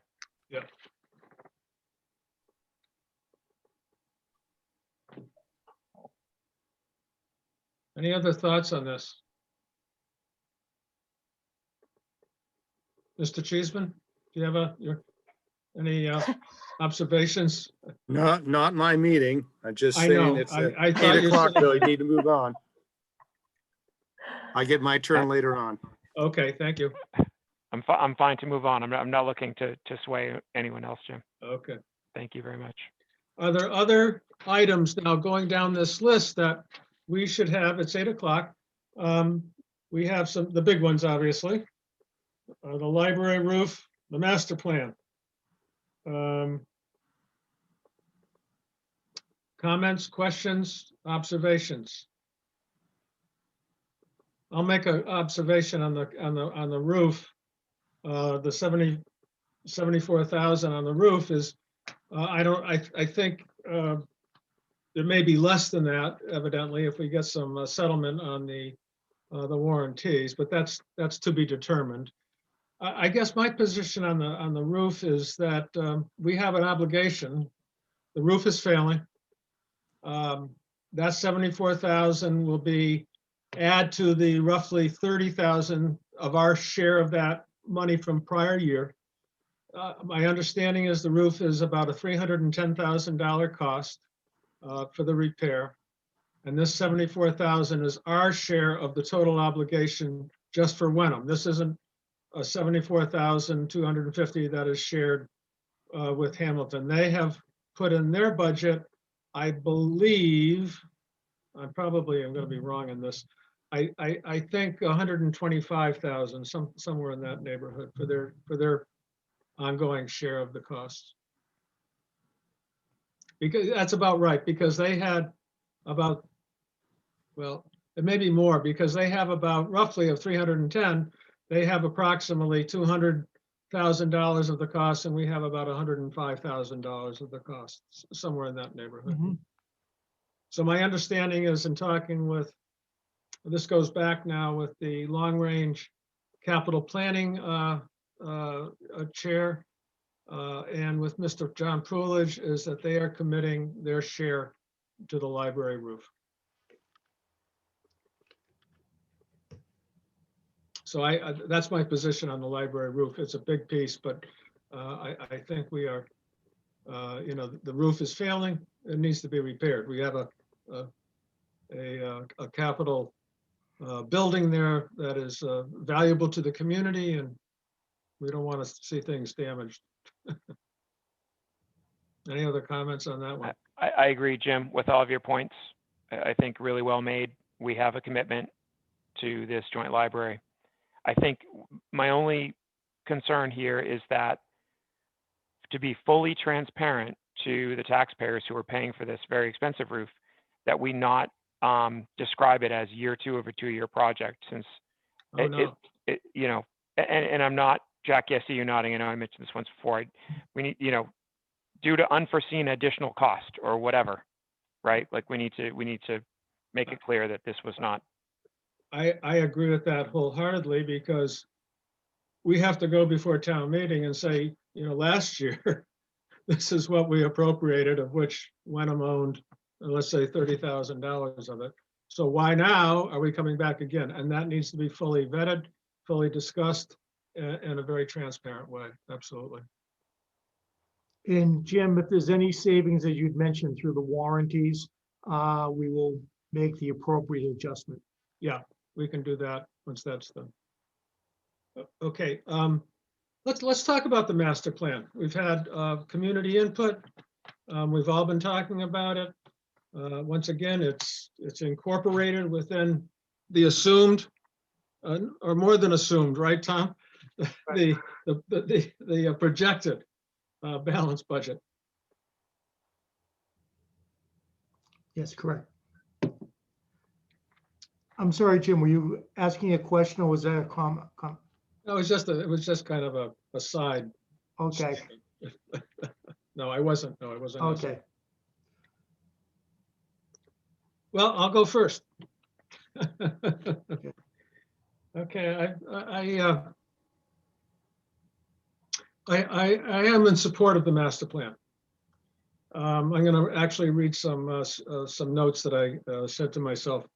I think the FY22 budget presents us with a window of opportunity.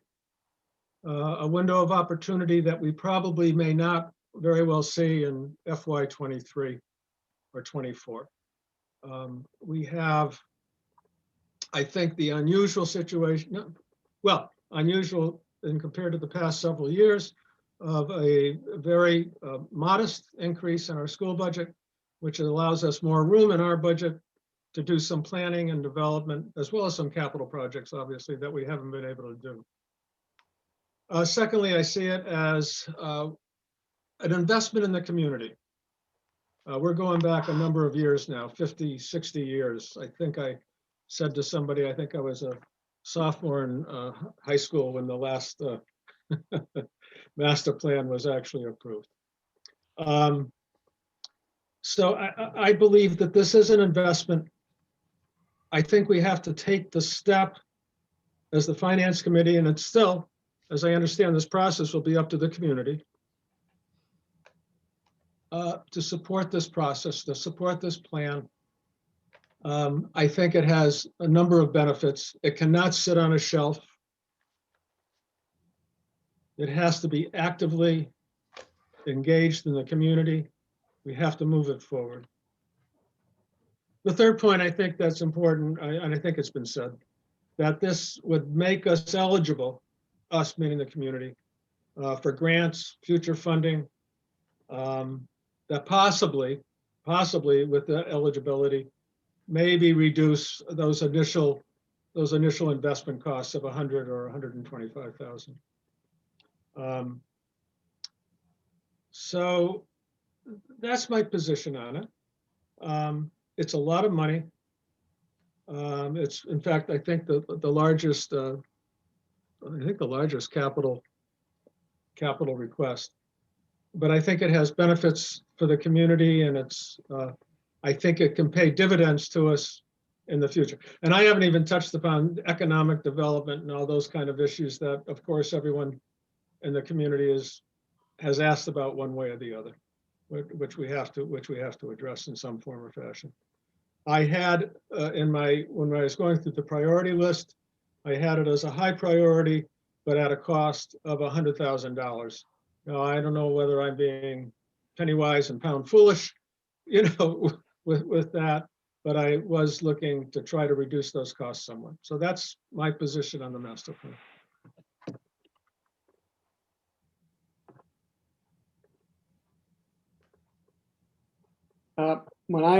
I'm sorry, is it okay if I go, Jim? Yes, David, sure, go ahead. I don't need to be verbose. Your points are well. It comes down to a cost versus need. And I think we're getting more into the need side now. When I first was involved in town government a few years ago, I think we need to have a plan. We have a lot of open space. We don't have economic development. Amazon is not going to build anything in our town, so we need to know what's going to happen. And we've kicked it down a while. It is a lot of money. Every year it gets more and more, but I think it's time now the last point, I am receiving more text calls and emails about what's happening with town government. I think COVID has a lot more people involved with their free time of what's happening as far as with the schools, budgets, things like that. So there's probably more support now than there has been in years past. So I'll get off my small soapbox, but I think it's time. Thank you, David. I'll- Alex, Susan? Yeah, I'll share a couple thoughts if I may. So I think that Ann Weeks did an excellent job in the public forum on the master plan process and kind of making the pitch and taking questions, and it was great. I mean, she was succinct and very well prepared. I know Margaret Hoffman did a lot too, and the questions were good. Some better than others, right? That happens. And they handled them with expertise, and I think it was really well done. Some of this is a no downside type thing, right? The only downside is cost and affordability and need, and those dirty little words like that. Because who's going to tell you that your town doesn't need one, right? We hear things like, oh, it's required by the state, but obviously we haven't had one in a long time. I very much appreciate it when people don't remind us how long it's been since we've had one, because I think we all know it's been a long time. But we have components of a plan at large, generally speaking, open space plan. I always mess up the names, but open space and rec and related plans. So I think that I do agree that even though it's a boon for consulting firms and the deliverable itself is somewhat nebulous, that the largely administrative efforts undertaken by the consultants, large efforts at that, cannot be really resourced from the town staff, right? I totally agree that we're not in a position to do this work ourselves, and that if it needs to get done, it needs to get done at a cost. The cost, I wish there was a little bit more rigor behind establishing what the actual cost is and for what reasons, the justification. I know that there was the kind of Hamilton Ipswich comp question that came up in the committee in the forum. Susan, you had asked also about comps. I think that's critical because the slide that was shown on the I was unable to watch it live, but the slide that was shown in Margaret and Ann's presentation showed from 75 to 150, which is obviously a very wide range. And there was a comment that Ann made about another, I think it was Ann, about another community paying 185. I remain firmly convinced that Wenham's issues, the administrative burden associated with them in completing a master plan, remain much, much, much smaller than most any comp we could find, by the nature of our town. And that's a good thing. We love that about our town. That is not a knock. So whether or not it's one, and I think I recently heard that it's like not 125, maybe one, a little like a tick more. So it bounces around a lot. And I think we need to be, as stewards of the taxpayers' dollars, really, really, really careful with this one. The deliverable is expected May 24, I think it was, ballparked. And no, I'm not holding anyone to that, but like, I think that's when it, or May of 23. May 2024. Yes, yes, in the month of May, yeah. Yeah, Thank you. sorry. Thank you, Jackie. In 3 years, ballpark, give or take.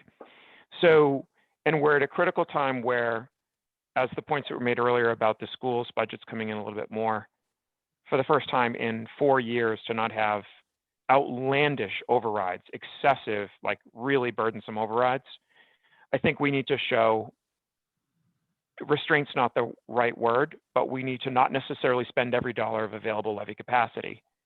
And I know that Jamie and Jackie and Tom are working their hardest to get us to a balanced budget. The last thing I guess I'll say along the lines of that price, like rigor, like here's what it should really cost, and maybe some of those components that have already been established by the hard work of the planning board and the committees would ease the burden administratively, that which will be delivered. And I would also hope, by the way, for the West Wenham Playground and related things, not to harp on that too much, that is exactly the weeds that a master plan gets in. I mean, I know it's about use of open space and everything, but we're a town of parks. if we're going to spend $1.25 on a master plan, and they're going to say, well, if you'd like, we recommend spending $15,000 on a feasibility study to figure out what you might want to do, so then you can go to town and actually do it. No, I would expect that absolutely they would get to that level of granularity, not with selection of contractors and the like, but by all means, really being specific with use cases. And I keep saying the last point. My earlier point about wanting to get our kind of feet under us with all the changes in town and the great work and commitment that everyone's showing, especially like Gary on the select board, I had made the comment that like to have like a firing in all cylinders, have your counterparts there on the select board, help to drive this early process. I do agree that the timing is such that that would play out probably pretty well if we funded this for FY22. But I also think that the town, like it'd be great to have pre-established, like, hey, before we hire a consulting firm, here's exactly what we want you to go after. Hypothetically, iron rail. That's our #1 spot. So figure out what to do with it. Like give major direction that we don't have time to do after they come on board with a couple public forum inputs. And for sure, the public forum piece is big. I don't care about Facebook groups. It's not to disparage them. I think it's great that they rally around the support of an issue, but that's not the official stance, right? We're subject to OML. We're here being recorded. The same with Margaret and Ann on the planning board. So that's where the real information needs to come from. So I'm less about kind of, internet forums and more about the public transparency of this. And I do support it. I think now is an appropriate time. I would like to see it at at the challenge of the number, Jim, that you stated as well at 100,000. I think it's appropriate. And that's all. Thank you. Thank you, Alex. Any other? Me. I see a hand up with David. David, I'm going to let Susan express her thoughts and opinions here.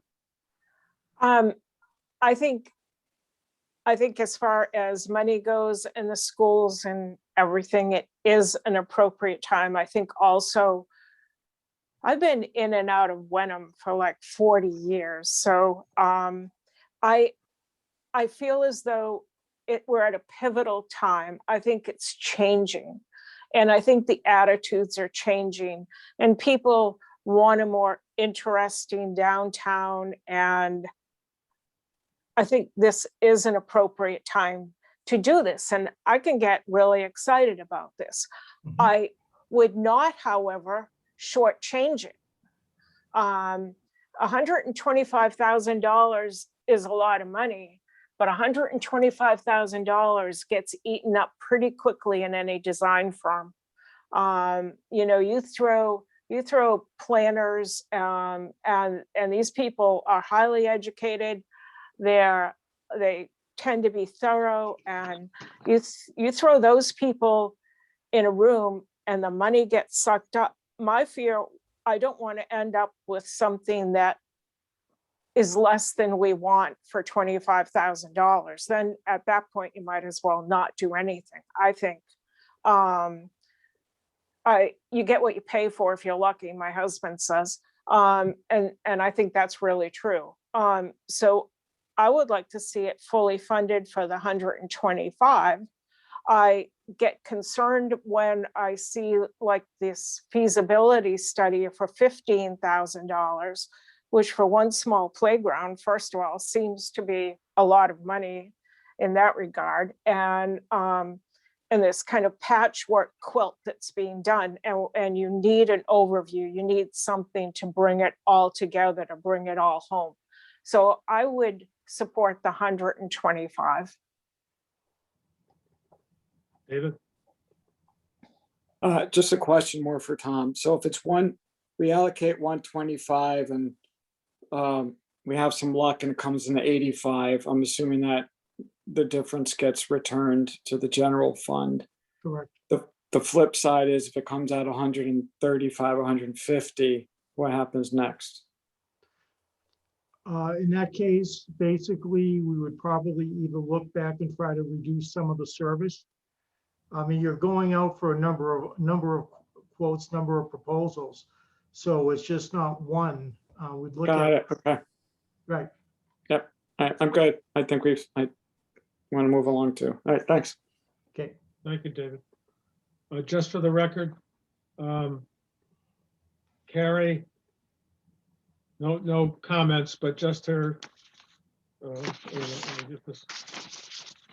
Carrie marked this as a high on her priority list with no other particular comments about it. It seems to me that we have a consensus to move forward with the master plan. That's my reading of the comments that have been made. I think in terms of costs, actually, Susan, I think you're probably right. You can, like I said, you could be penny wise and pound foolish. Let's see if we can keep that dollar in there, go out to bid and see what the market is all about. The one thing I'll say is that I'm not looking to shortchange this either. This isn't just I mean, you could argue, well, it's a token 20% that we're cutting, right? In an effort to show kind of good faith that like we can get it done for less, but I just don't know what we get for 100 versus 125, or maybe it's not 125, it's 143. Like that's what I meant by my comment about it being kind of nebulous in terms of the actual cost. Yeah. And I think that's the industry, right? Try and put a propane tank in. You can't do it, right? No one's going to fill it for you. You get their tank and you pay their prices. Like, I mean, it's not like nefarious. I believe it's a valid service, and I totally believe that these are high value services rendered, and it's going to be expensive. I just wish that there was, from the standpoint of our town versus a similar town, we have very little in the way of existing commercial or opportunities under current zoning for new. And we do have obviously large privately held parcels. We do have the change in zoning near commuter rail, et cetera. Like there's a lot that can be done, but still a small town. So I would hope that we are paying 30% less than another small town that happens to have kind of like little light industrial and some other kind of complexities, maybe some federal stuff with highways going through, whatever it may be. We lack a lot of those complexities, and and that's not a bad thing for sure. That's the problem in a sense, is that it's, oh yeah, I mean, that is the problem. That's why we don't have any revenue. I mean, I'm really stepping on the flag here, but I look at our historic district, the length of it. And one thing I would like a master plan to look at is perhaps shortening the historic district a little bit so that we could get more commercial. Look at the iron rail. I mean, I think almost in its simplicity, Wenham is exclusion. It excludes a lot of things. And I think we need to be more inclusive, not only with people, but with thoughts about what we want to see on Main Street and all of that.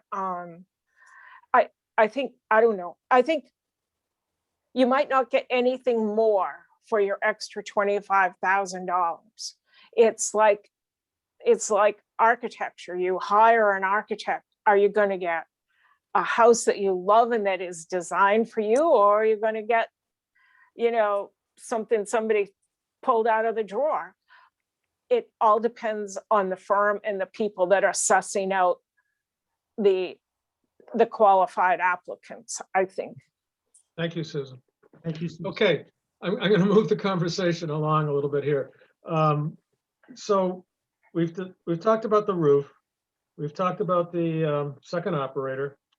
The second operator, by the way, the roof I took with the comments that were made, that we have to move forward with that and meet our obligation. With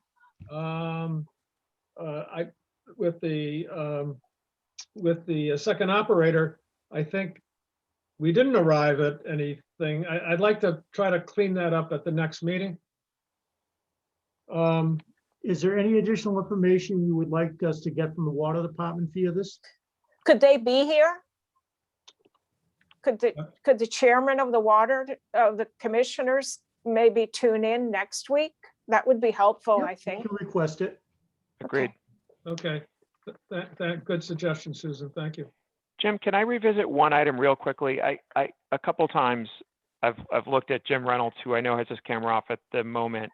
And so, and I don't mean to put him on the spot, may or may not wish, hey, Jim, may or may not speak to it, but we did have off the list, the deferral of the painting of the COA, if I'm not mistaken. Yes, that's at- correct. At roughly 10,000. So, and of course we deferred the roof prior years. We did the roof.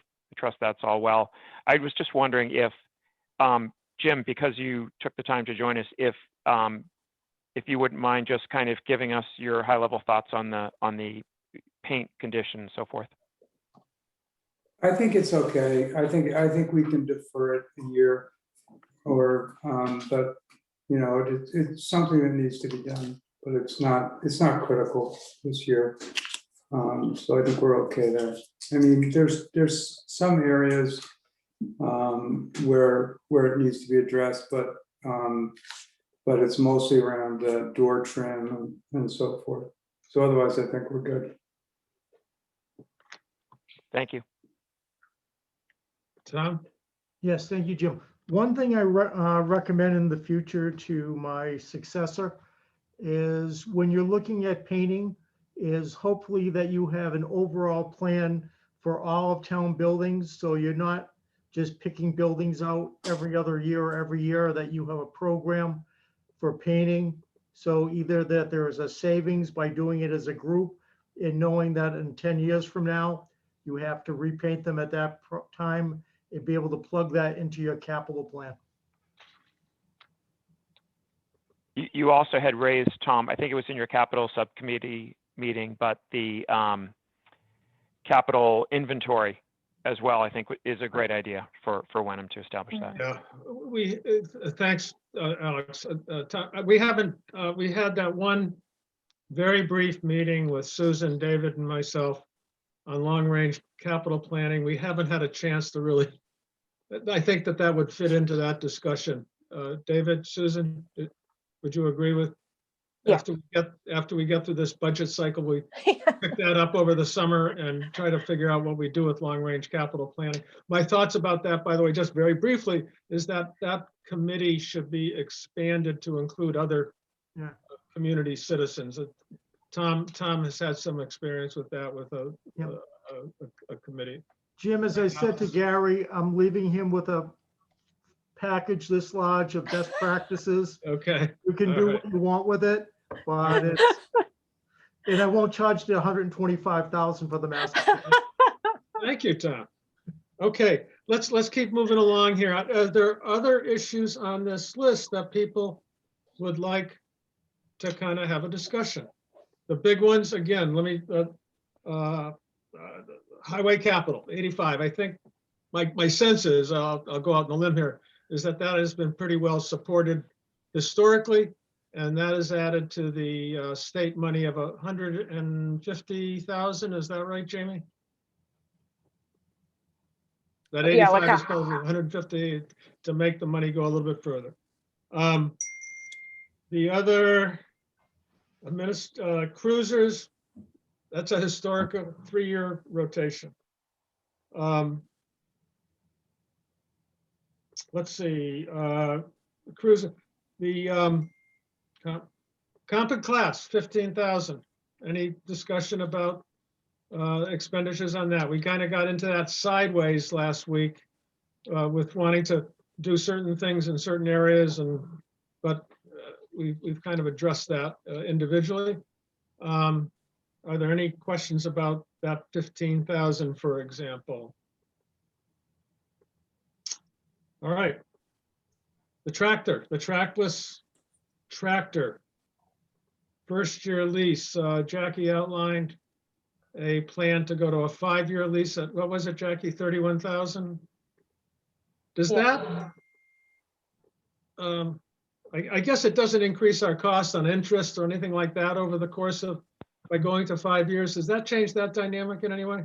No, it would just Minimally, be, right? yeah, to Alex's point, it's minimal. Like, so the payment I think is like 30,000 and something. So we would budget 31 on an annual basis. It's pretty competitive interest rates right now, but for us, because it's a lease to own, It's really just a 5-year payment plan to own versus like an actual lease. Okay, So for us, it would be pretty static, the 31,000 a year over 5 years or 38,000 over 4. But it just gives the FinCom a little more flexibility. It gives us less flexibility in that we're beholden to it for longer, but it's more flexibility in regards to the given year's dollars. So okay. And the reduction from 15,000 to 7,500 for the confidential executive assistant for the police, that was reviewed with the chief, is that correct? the And chief, they- really the deputy, because that'll be his actually first hire of when he becomes chief. But that was, they kind of said, okay, we can work within that Absolutely. framework. Okay. 19,000 for the full-time police, which essentially pays for additional benefits. This is the third, I think, if I remember correctly, the third year of the ask, or maybe even more, actually. I mean, that goes back a while. Alex, do you recall that, how far that goes back? I know it's been on the table. Yeah, a you're number of right. times. Yeah, that's right. And I have been in support of that. I think one of the cost elements that the chief or the deputy hasn't been able to kind of factor into that is with the reduction of the reserve officers, of which 3, 4, is that correct? Somewhere in that neighborhood, 3 or 4 reserve officers? Yeah, I have to check my notes. I think it's 12 down to 8 of Okay, reserve officers. We wouldn't cut any reserve officers. We would just have less in the rotation, and it would allow us to have one full-time officer on every patrol. every shift. We'd but there's- eventually reduce the reserve usage by attrition, and we wouldn't hire as many to Right. backfill as people leave and move on. But essentially, we'd be making up almost $50,000 of reduced reserve officer expense. Well, so But it that's where the salary is derived from of that position. Is from right, the reserve budget. That's why we're only talking benefits. Okay. Are there any questions one way or the other on moving forward on that expense that the chief has put forward? It would give you a more experienced force by having a permanent full-time versus utilizing reserves.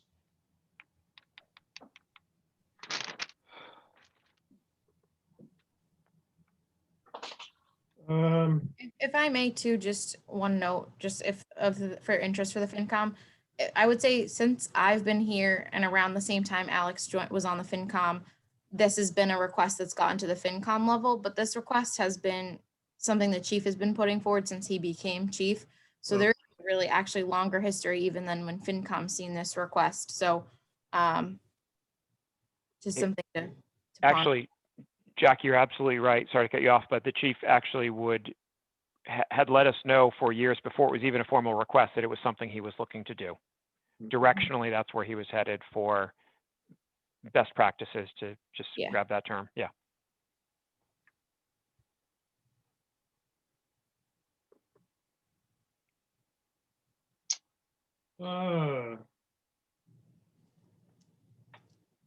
I think on my list here, I think we've covered, I think we've covered most of these in a positive respect. We're going to defer the water department position for one further discussion next week.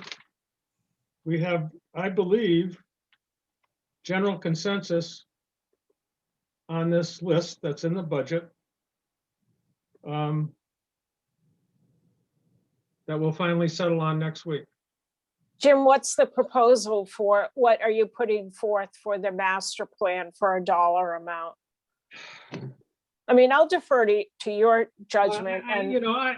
At this point, let's keep it in a buck, 125,000. Let's see what the numbers come in next week with the overall further reductions potentially, maybe let's see what the revenue looks like. And then we can kind of fine tune that number. Okay. That's where I am on it.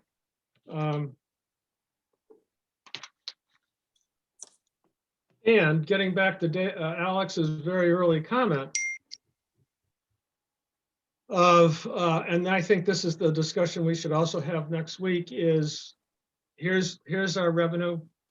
Here's our improved revenues. Here's some of our reduced expenses. Here's the bottom line. How much do we have with what we've discussed tonight? Do we want to expend, or do we have a little bit more in the free cash that we can put towards the free cash account? Because right now, I mean, the assumption is that this budget is balanced on the utilization of the 576,000. That assumption is correct still, right?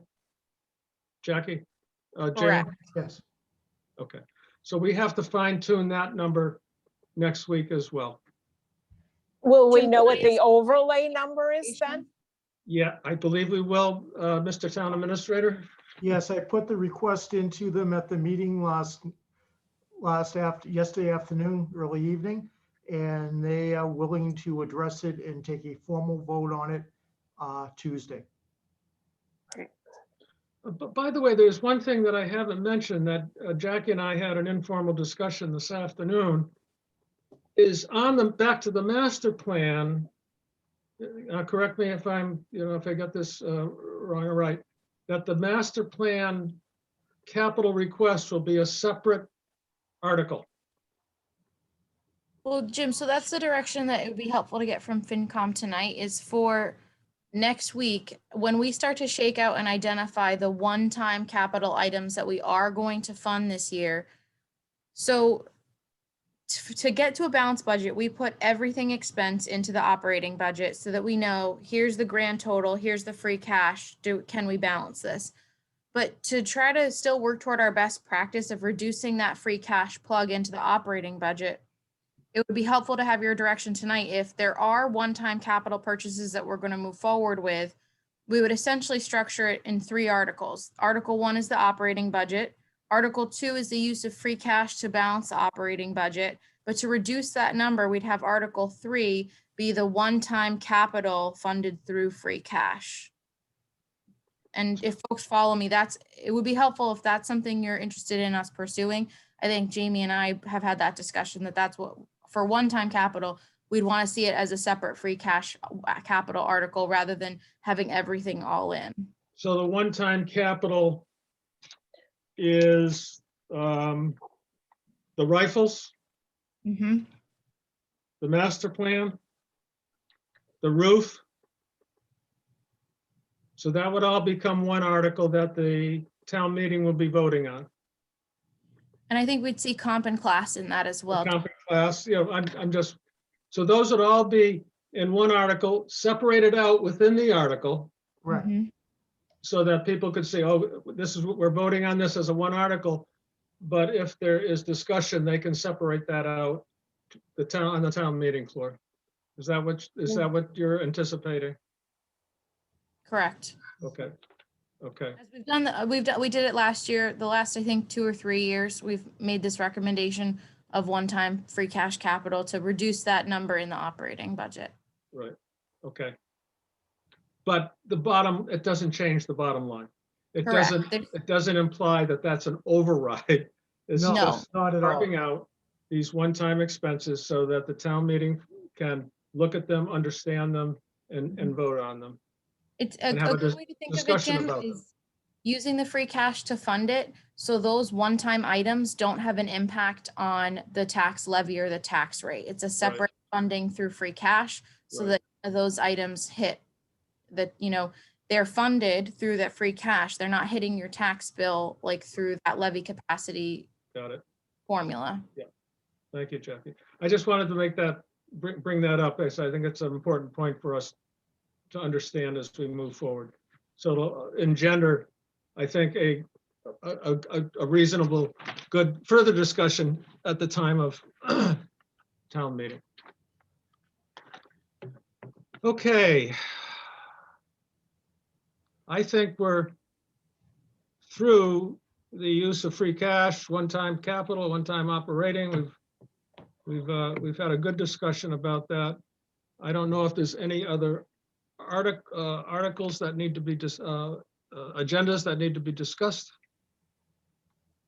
If not, Catherine T has done another bang up job of getting to us all minutes. Have everyone a chance to read? Catherine, weigh in if I'm forgetting one here. December 9th, December 17th, January 20th, February 3rd, and February 24th. And Jim, I have January 27th. January, did I miss that one? I didn't hear you say it. Oh, I didn't say it, Catherine, because it's in my draft pile, but it's the draft that I sent back to you. Okay, Okay. January 27th. So we have 1, 2, 3, 4, 5, 6 sets of minutes Correct. to review. Dave, I can tell you're ready to ask a question. Oh, I'm hitting that, yeah. Just a quick thing from last time. The only question I had is it said issued to the town clerk in the beginning of some of them. I think when we said it has to say acting town clerk, because some of these minutes were done and meetings were held after Diane left. So we needed I to. thought I changed those. I'm out of my email. I can't get back in. So if they're changed, then that's good. Then I Yeah, missed none of it. these were, she was still town clerk when these Oh, that- minutes. All right, give me 1 sec to Sure. multitask here.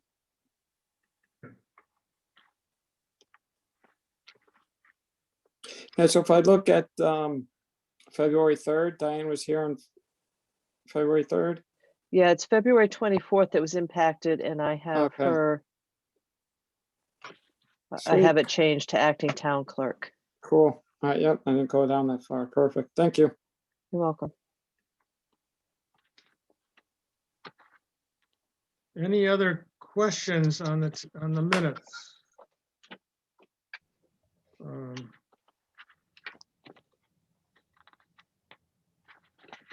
None here.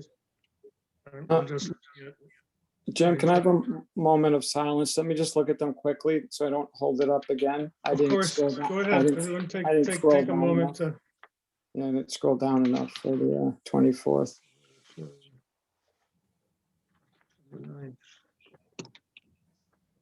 Okay, February 27th. January 27th. Right.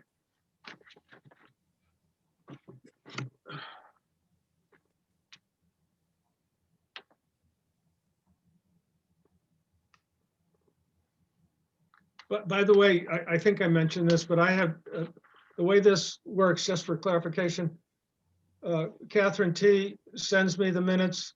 I print them out because that's the way I can make notes on them and make notes and go back and forth with Catherine and make the corrections as I observe. They're not necessarily, well, once in a while it's minor correction, but more it's language, wording, clarification about certain points that I make back to Catherine with Catherine. Is that fair to say, Catherine? It is, Jim. Yep. And then we send them out to Jamie, and Yep. she's issues them with the agenda.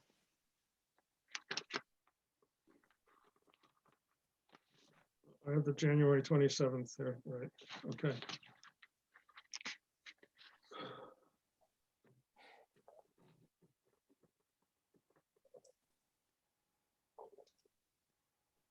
Okay.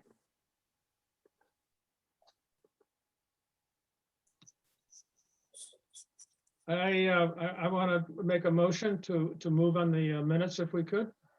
I'll second it. Okay, we'll take them one at a time. I believe we need to do it that way as a group. Is that right? I think for the most part. I think we can do, you could ask if anyone has any comments related to, or questions on one specific, and if not, we could probably vote on all of them as presented. Yeah. Yes. That's Yeah. fine too. And I don't have any specific Okay. comments. Susan, do you have any specific questions or comments on? No, Dave? No, sir. Okay.